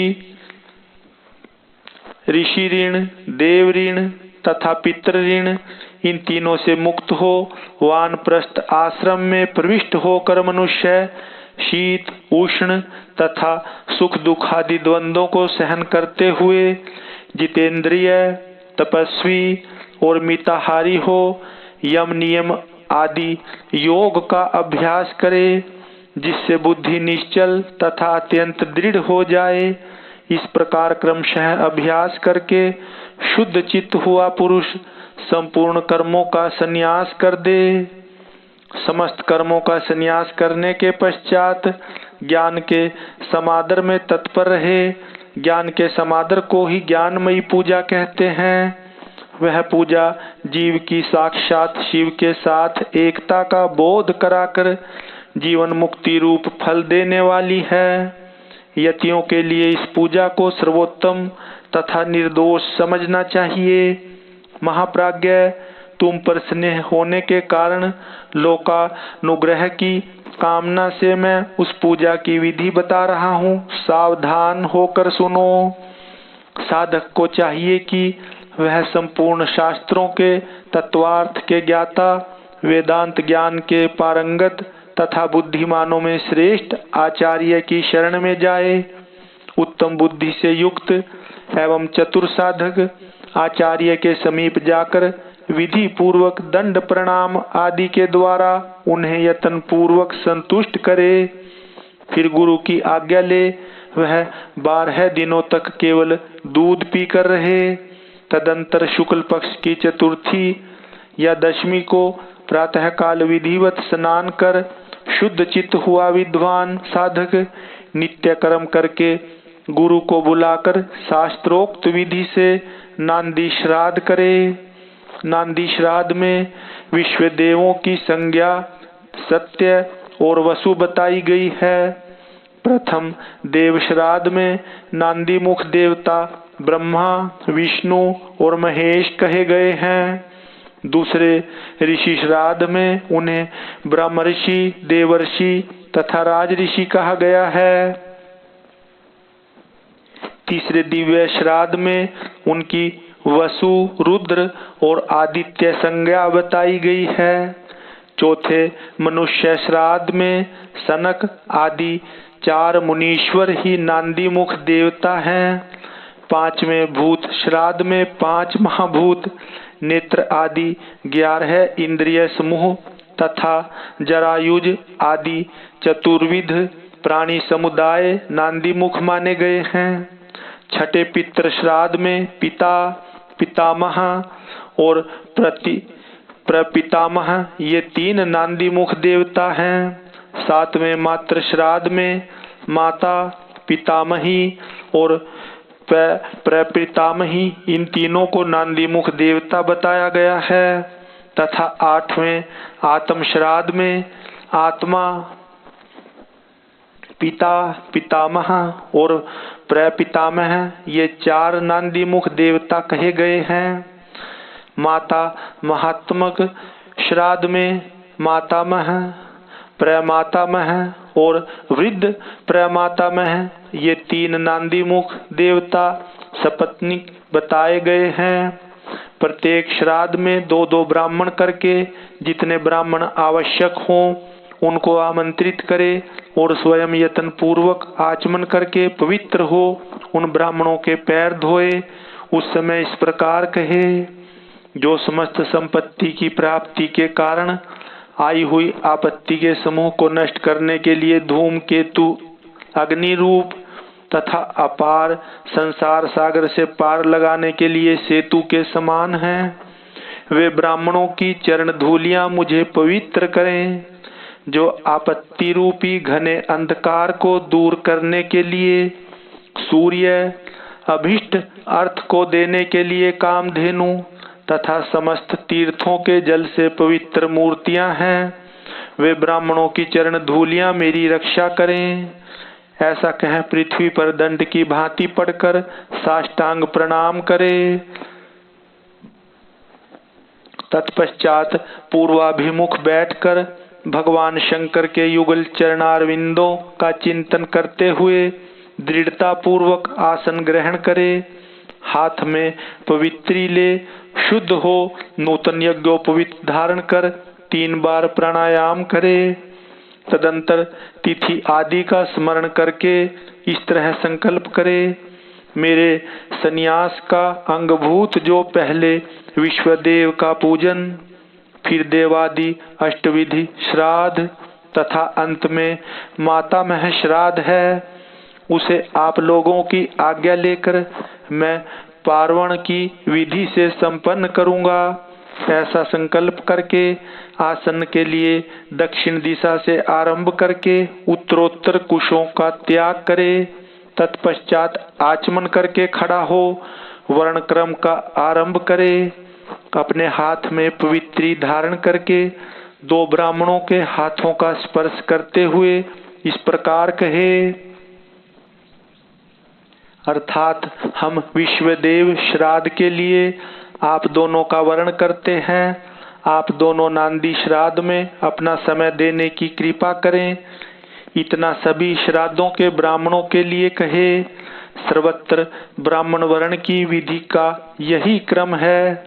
इस प्रकार वर्ण का कार्य पूरा करके 10 मंडलों का निर्माण करे। उत्तर से आरंभ करके 10 मंडलों का अक्षत से पूजन करके उनमें क्रमशः ब्राह्मणों को स्थापित करे। फिर उनके चरणों पर भी अक्षत आदि चढ़ाए। तदंतर संबोधन पूर्वक विश्वदेव आदि नामों का उच्चारण करे और कुश, पुष्प, अक्षत एवं जल से इदम वह पाद्यम कहकर पाद्य निवेदन करे। इस प्रकार पाद्य देकर स्वयं भी अपना पैर धो ले और उत्तराभिमुख हो आचमन करके एक एक श्राद्ध के लिए जो 2-2 ब्राह्मण कल्पित हुए हैं उन सबको आसनों पर बिठाए तथा यह कहे, विश्वदेव स्वरूप ब्राह्मण के लिए यह आसन समर्पित है।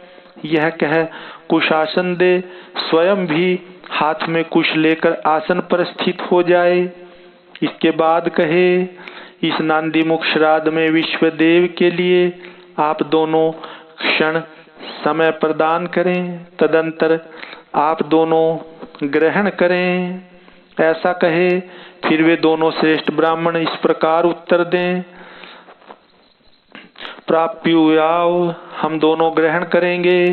इसके बाद यजमान उन श्रेष्ठ ब्राह्मणों से प्रार्थना करे, मेरे मनोरथ की पूर्ति हो, संकल्प की सिद्धि हो, इसके लिए आप अनुग्रह करें। तत्पश्चात पद्धति के अनुसार अधर्य दे पूजन करे।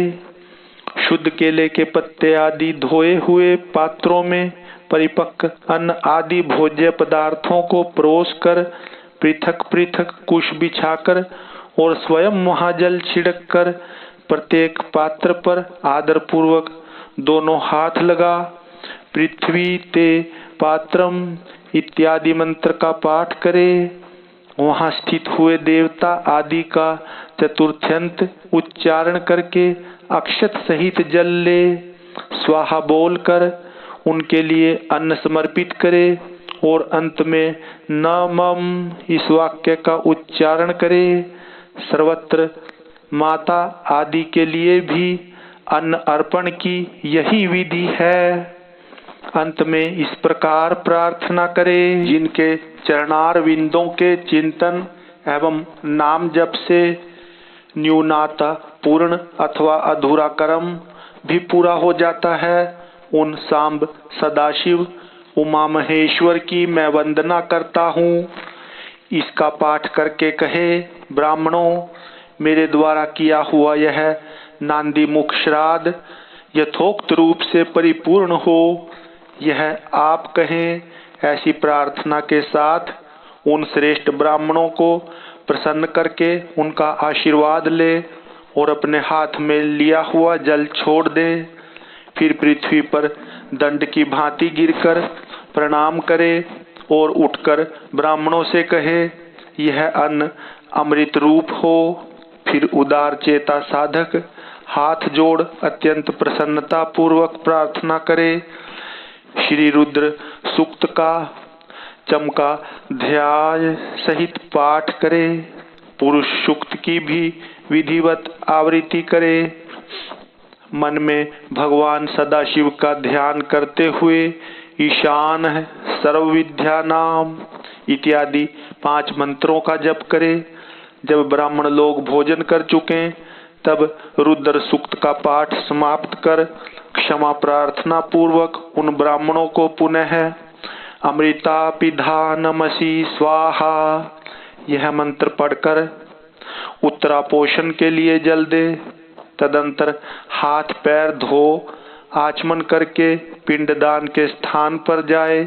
वहां पूर्वाभिमुख बैठकर मौन भाव से 3 बार प्राणायाम करे। इसके बाद मैं नांदीमुख श्राद्ध का अंगभूत पिंडदान करूंगा, ऐसा संकल्प करके दक्षिण से लेकर उत्तर की ओर 9 रेखाएं खींचे और उन रेखाओं पर क्रमशः 12 पूर्वाग्र कुश बिछाए। फिर दक्षिण की ओर से देवता आदि के 5 स्थानों पर चुपचाप अक्षत और जल छोड़े। पितर वर्ग के तीनों स्थानों पर क्रमशः अक्षत जल छोड़कर 9वें माता महादि के स्थान पर भी मार्जन करे। तत्पश्चात अत्र पित्रो माद्यध्वम कहकर देवादि के 5 स्थानों पर क्रमशः अक्षत जल छोड़े।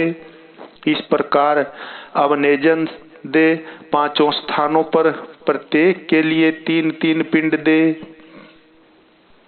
इसी तरह शेष स्थानों पर भी करे। अपने गृहस्थ सूत्र में बताई हुई पद्धति के अनुसार सभी पिंड पृथक पृथक देने चाहिए। फिर पितरों के सादगुण्य के लिए जल अक्षत अर्पित करे।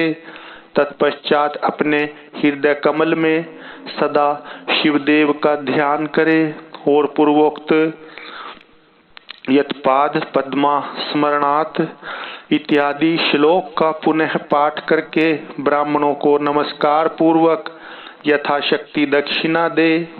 फिर त्रुटियों के लिए क्षमा प्रार्थना करके देवता पितरों का विसर्जन करे।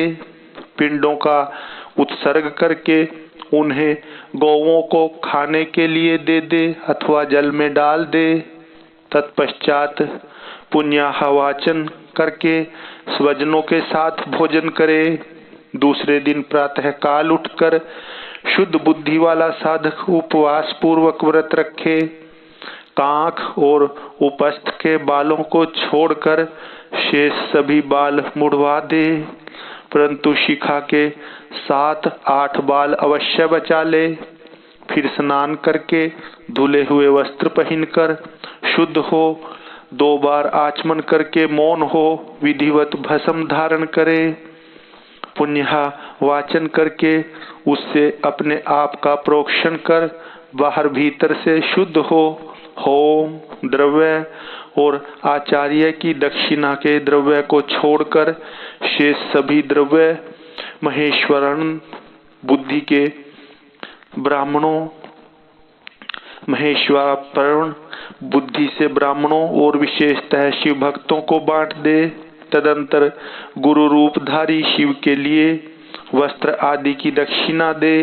पृथ्वी पर दंडवत प्रणाम करके डोरा, कौपीन, वस्त्र तथा दंड आदि जो धोकर पवित्र किए गए हों धारण करे। तदंतर होम द्रव्य और समिधा आदि लेकर समुद्र या नदी के तट पर, पर्वत पर, शिवालय में, वन में अथवा गौशाला में किसी उत्तम स्थान का विचार करके वहां बैठ जाए और आचमन करके पहले मानसिक जप करे। फिर ओम नमो ब्रह्माणे इस मंत्र का 3 बार जप करके इस मंत्र का पाठ करे। इसके बाद इन सभी तथा इत्यादि का पाठ करे। तत्पश्चात इन सबका पाठ करे। तदंतर यथा संभव वेद पुराण आदि का स्वाध्याय करे। इसके बाद ओम ब्रह्माणे नमः, ओम इंद्राय नमः, ओम सूर्याय नमः, ओम सोमाय नमः, ओम प्रजापतये नमः, ओम आत्मने नमः, ओम अंतरात्मने नमः, ओम ज्ञानात्मने नमः, ओम परमात्मने नमः इत्यादि रूप से ब्रह्मा आदि शब्दों के आदि में ओम और अंत में नमः लगाकर उनके चतुर्थ्यंत रूप का जप करे। इसके बाद 3 मुट्ठी सत्तू लेकर प्रणव के उच्चारण पूर्वक 3 बार खाए और प्रणव से ही 2 बार आचमन करके नाभि का स्पर्श करे। उस समय आगे बताए जाने वाले शब्दों के आदि में प्रणव और अंत में नमः स्वाहा जोड़कर उनका उच्चारण करे। यथा ओम आत्मने नमः स्वाहा, ओम अंतरात्मने नमः स्वाहा, ओम ज्ञानात्मने नमः स्वाहा। ओम परमात्मने नमः स्वाहा। ओम प्रजापत्ये नमः स्वाहा इति। तदंतर पृथक पृथक प्रणव मंत्र से ही दूध दही मिले हुए घी को अथवा केवल जल को 3 बार चाट कर पुनः 2 बार आचमन करे। इसके बाद मन को स्थिर करके सुस्थिर आसन पर पूर्वाभिमुख बैठकर शास्त्रोक्त विधि से 3 बार प्राणायाम करे। ओम नमः नमः शिवाय। श्री शिवाय नमस्तुभ्यं। श्री शिवाय नमस्तुभ्यं। इस अध्याय में संन्यास ग्रहण की शास्त्रीय विधि, गणपति पूजन, होम, तत्व शुद्धि, सावित्री प्रवेश, सर्व संन्यास और दंड धारण आदि का प्रकार, इन सब का वर्णन है। स्कंद कहते हैं वामदेव। तदंतर मध्याह्न काल में स्नान करके साधक अपने मन को वश में रखते हुए गंध, पुष्प और अक्षत आदि पूजा द्रव्यों को ले आए और नैऋत्य कोण में देव पूजित विघ्नराज गणेश की पूजा करे। गणानाम त्वा इत्यादि मंत्र से विधि पूर्वक गणेश जी का आवाहन करे। आवाहन के पश्चात उनके स्वरूप का इस प्रकार ध्यान करना चाहिए। उनकी अंग कांति लाल है, शरीर विशाल है, सब प्रकार के आभूषण उनकी शोभा बढ़ा रहे हैं। उन्होंने अपने कर कमलों में क्रमशः पाश, अंकुश, अक्षमाला तथा वर नामक मुद्राएं धारण कर रखी हैं। इस प्रकार आवाहन और ध्यान करने के पश्चात शंभुपुत्र गजानन की पूजा करके खीर, पुआ, नारियल और गुड़ आदि का उत्तम नैवेद्य निवेदन करे।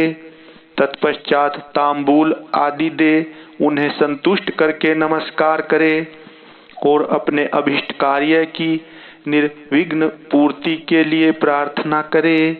तदंतर अपने गृह सूत्र में बताई हुई विधि के अनुसार ओपास नागदी में आज्य भाग्न हवन करके अग्नि देवता संबंधी यज्ञ विषयक स्थाली पाक होम करना चाहिए।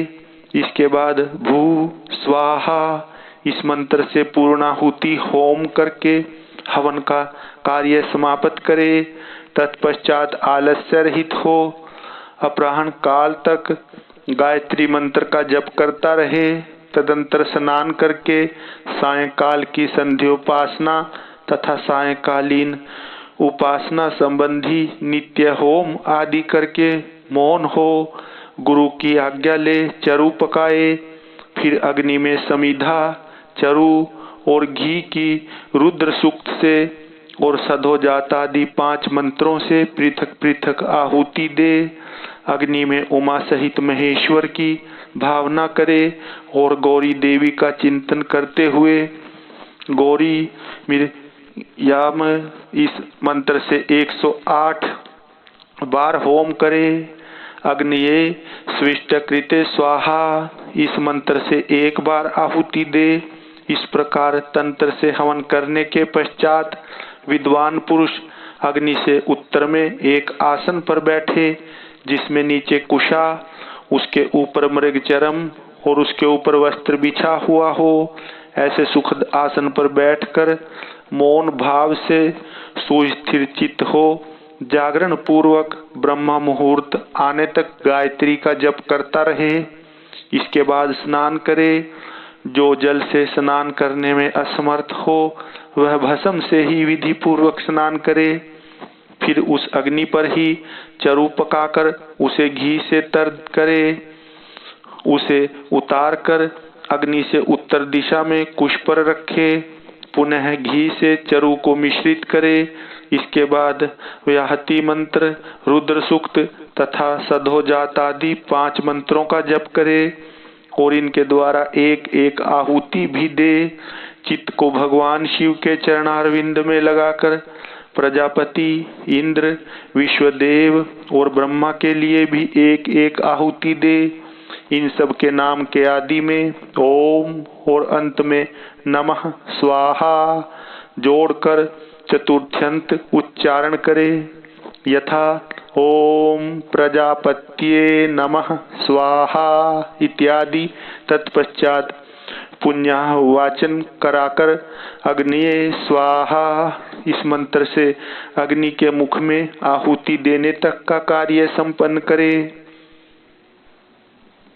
फिर प्राणाय स्वाहा इत्यादि 5 मंत्रों द्वारा धृत सहित चरु की आहुति दे। इसके बाद अग्निये स्विष्टकृते स्वाहा बोलकर एक आहुति और दे। तदंतर फिर रुद्र सूक्त तथा ईशानादि 5 मंत्रों का जप करे। महेशादि चतुर्व्यूह मंत्रों का भी पाठ करे। इस प्रकार तंत्र होम करके अपनी गृह शाखा में बताई हुई पद्धति के अनुसार उन देवताओं के उद्देश्य से बुद्धिमान पुरुष सांग होम करे। इस तरह जो अग्निमुख आदि कर्म तंत्र को प्रवर्तित किया गया है उसका निर्वाह करके वीरजा होम करे। 26 तत्व रूप इस शरीर में छिपे हुए तत्व समुदाय की शुद्धि के लिए वीरजा होम करना चाहिए। उस समय यह कहे कि मेरे शरीर में जो ये तत्व हैं इन सब की शुद्धि हो। उस प्रसंग में आत्म तत्व की शुद्धि के लिए आरुण केतुक मंत्रों का पाठ करते हुए पृथ्वी आदि तत्व से लेकर पुरुष तत्व पर्यंत क्रमशः सभी तत्वों की शुद्धि के निमित्त धृतयुक्त चरु का होम करे तथा शिव के चरणारविंदों का चिंतन करते हुए मौन रहे। पृथ्वी, जल, तेज, वायु और आकाश ये पृथ्वी आदि पंचक कहलाते हैं। शब्द, स्पर्श, रूप, रस और गंध ये शब्दादि पंचक हैं। वाक, पाणी, पाद, पायु तथा उपस्थ ये वागादि पंचक हैं। श्रोत्र, नेत्र, नासिका, रसना और त्वक ये श्रोत्रादि पंचक हैं। सिर, पार्श्व, पृष्ठ और उदर ये 4 हैं। इन्हीं में जंघा को भी जोड़ ले। फिर त्वक आदि 7 धातुएं हैं। प्राण, अपान आदि 5 वायुओं को प्राणादि पंचक कहा गया है। अग्नमय आदि 5 कोशों को कोश पंचक कहते हैं। उनके नाम इस प्रकार हैं: अन्नमय, प्राणमय, मनोमय, विज्ञानमय और आनंदमय। इनके सिवा मन, चित्त, बुद्धि, अहंकार, ख्याति, संकल्प, गुण, प्रकृति और पुरुष हैं। भोक्तापन को प्राप्त हुए पुरुष के लिए भोग काल में जो 5 अंतरंग साधन हैं उन्हें तत्व पंचक कहा गया है। उनके नाम ये हैं: नियति, काल, राग, विद्या और कला। ये 5 माया से उत्पन्न हैं। मायाम तु प्रकृतिम विद्यात् इस श्रुति में प्रकृति ही माया कही गई है। उसी से ये तत्व उत्पन्न हुए हैं, इसमें संशय नहीं है। काल का स्वभाव ही नियति है, ऐसा श्रुति का कथन है। ये नियति आदि जो 5 तत्व हैं इन्हीं को पंचक कहते हैं। इन 5 तत्वों को न जानने वाला विद्वान भी मूढ़ ही कहा गया है। नियति प्रकृति से नीचे है और यह पुरुष प्रकृति से ऊपर है। जैसे कौवे की एक ही आंख उसके दोनों गोलकों में घूमती रहती है, उसी प्रकार पुरुष प्रकृति और नियति दोनों के पास रहता है। यह विद्या तत्व कहा गया है। शुद्ध विद्या, महेश्वर, सदाशिव, शक्ति और शिव इन 5 को शिव तत्व कहते हैं। ब्रह्मान प्रज्ञानम ब्रह्मा इस श्रुति के वाक्य से यह शिव तत्व ही प्रतिपादित हुआ है। मुनीश्वर पृथ्वी से लेकर शिव पर्यंत जो तत्व समूह है, उसमें से प्रत्येक को क्रमशः अपने अपने कारण में लीन करते हुए उसकी शुद्धि करो। और नियतादि तत्व पंचक अथवा पंचकंक और शिव तत्व पंचक, ये 11 वर्ग हैं। इन एकादश वर्ग संबंधी मंत्रों के अंत में इदम नैमम परमस्मै शिव ज्योतिषे इदम नैमम, इस वाक्य का उच्चारण करें। इसके द्वारा अपने उद्देश्य का त्याग बताया गया है।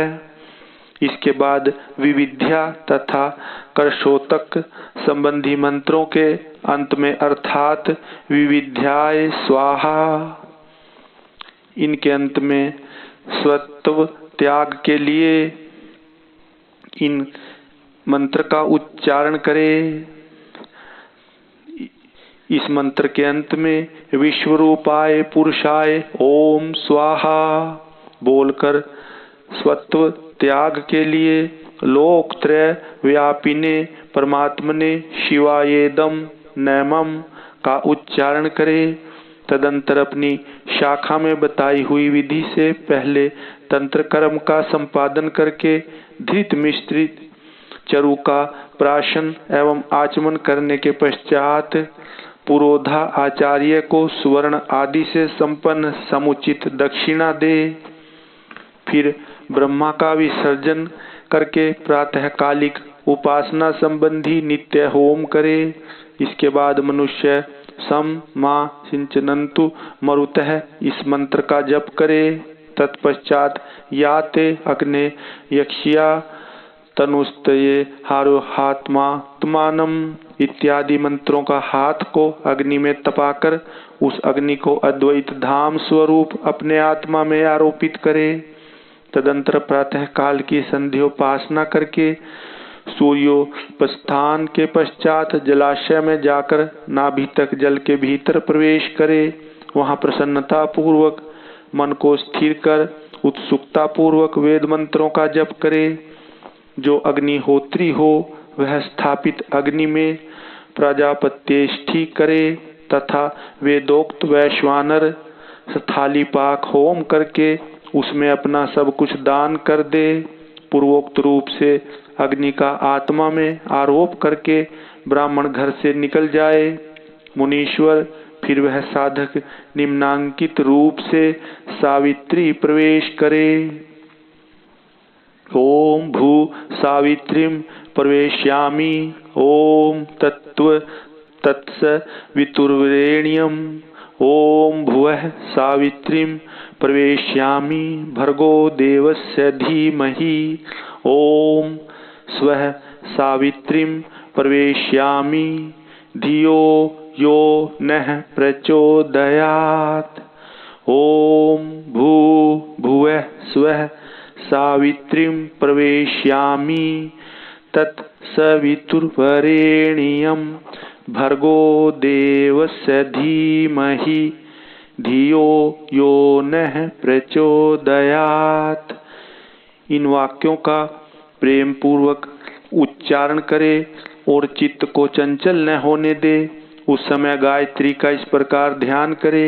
ये भगवती गायत्री साक्षात भगवान शंकर के आधे शरीर में वास करने वाली हैं। इनके 5 मुख और 10 भुजाएं हैं। ये 15 नेत्रों से प्रकाशित होती हैं। नूतन रत्न में किरीट से जगमगाती हुई चंद्रलेखा इनके मस्तक को विभूषित करती है। इनकी अंग कांति शुद्ध स्फटिक मणि के समान उज्जवल है। ये शुभ लक्षणा देवी अपने 10 हाथों में 10 प्रकार के आयुध धारण करती हैं। हार, केयूर, बाजूबंद, कड़े, करधनी और नूपुर आदि आभूषणों से उनके अंग विभूषित हैं। इन्होंने दिव्य वस्त्र धारण कर रखा है। इनके सभी आभूषण रत्न निर्मित हैं। विष्णु, ब्रह्मा, देवता, ऋषि तथा गंधर्वराज और मनुष्य ही सदा इनका सेवन करते हैं। ये सर्वव्यापिनी शिवा सदाशिव देव की मनोहारिणी धर्मपत्नी है, संपूर्ण जगत की माता, तीनों लोकों की जननी, त्रिगुणमयी, निर्गुणा तथा अजन्मा है। इस प्रकार गायत्री देवी के स्वरूप का चिंतन करते हुए शुद्ध बुद्धि वाला पुरुष ब्राह्मणत्व आदि प्रदान करने वाली अजन्मा आदि देवी त्रिपदा गायत्री का जप करे।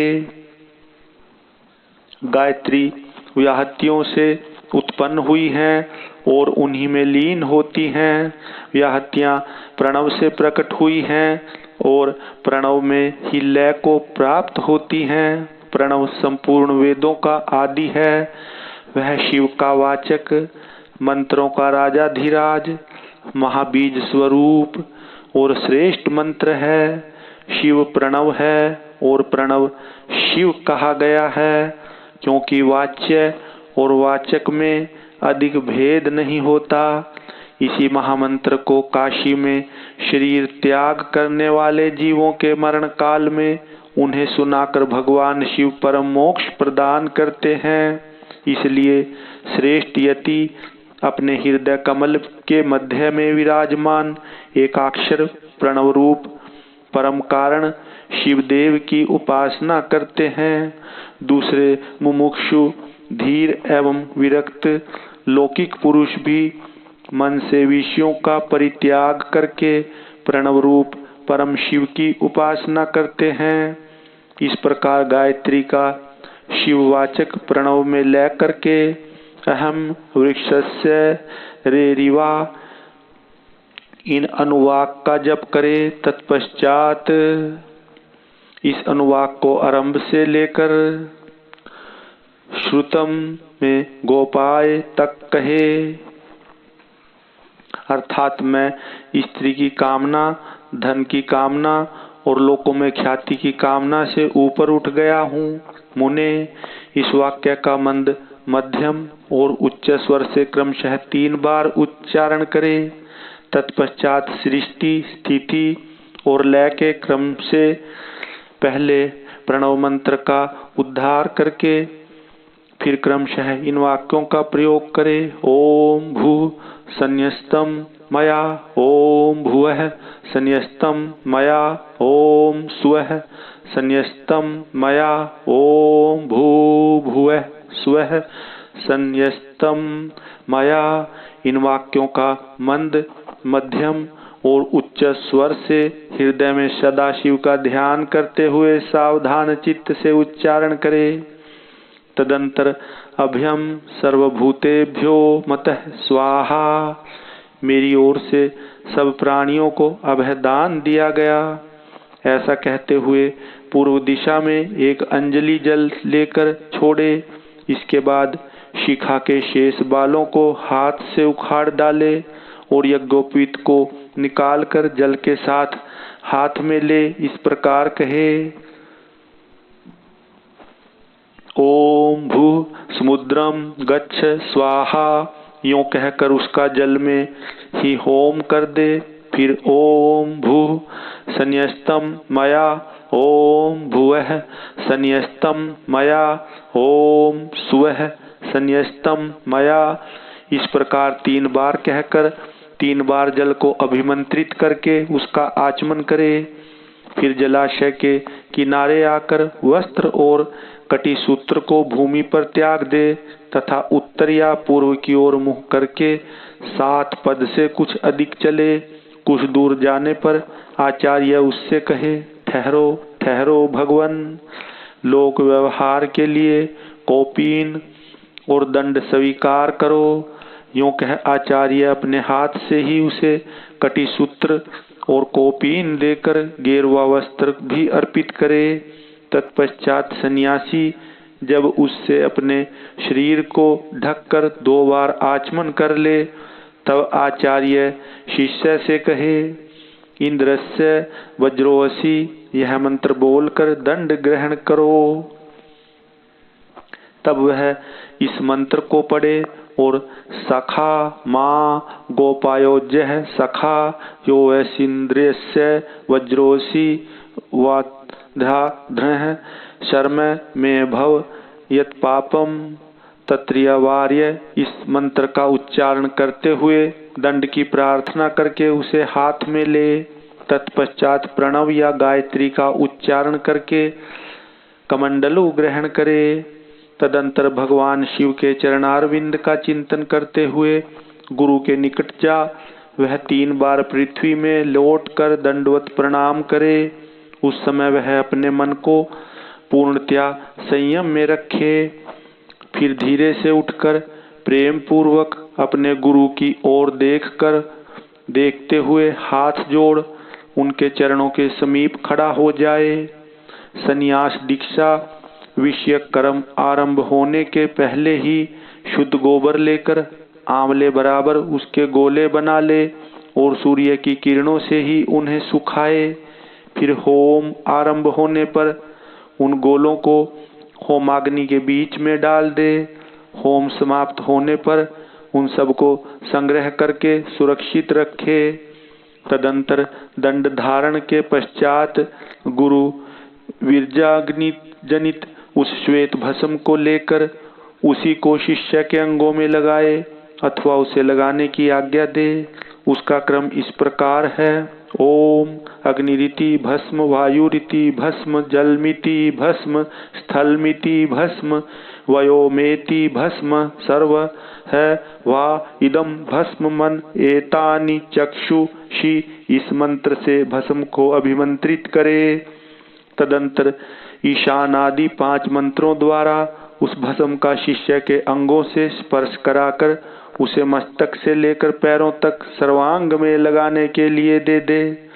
शिष्य उस भस्म को विधि पूर्वक हाथ में लेकर त्रयायुषम तथा त्र्यंबकम इन दोनों मंत्रों को 3-3 बार पढ़ते हुए ललाट आदि अंगों में क्रमशः त्रिपुंड धारण करे।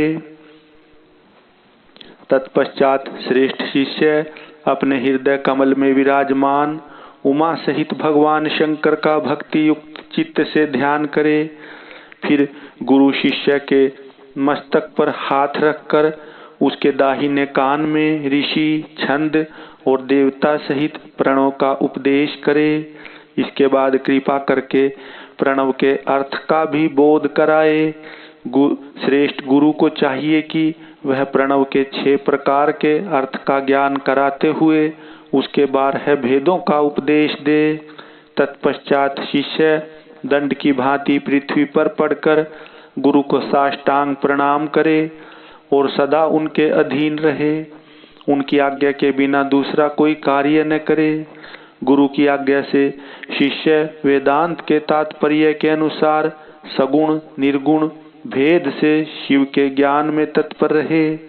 गुरु अपने उसी शिष्य के द्वारा श्रवण मनन और निधिध्यासन पूर्वक जप के अंत में प्रातःकालीन आदि नियमों का अनुष्ठान करवाए।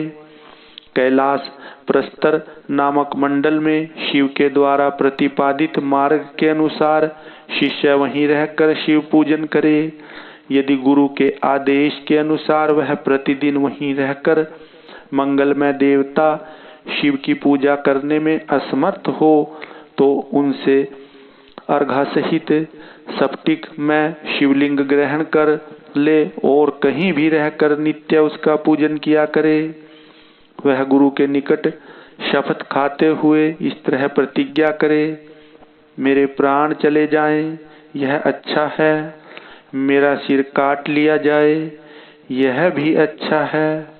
परंतु मैं भगवान त्रिलोचन की पूजा किए बिना कदापि भोजन नहीं कर सकता। ऐसा कहकर सुदृढ़ चित्त वाला शिष्य मन में शिव की भक्ति लिए गुरु के निकट 3 बार शपथ खाए और तभी से मन में उत्साह रखकर उत्तम भक्ति भाव से पंचावरण पूजन की पद्धति के अनुसार प्रतिदिन महादेव जी की पूजा करे। ओम नमः नमः शिवाय।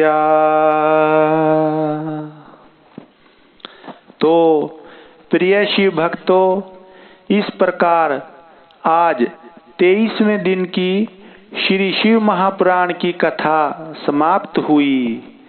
श्री शिवाय नमस्तुभ्यं। श्री शिवाय नमस्तुभ्यं।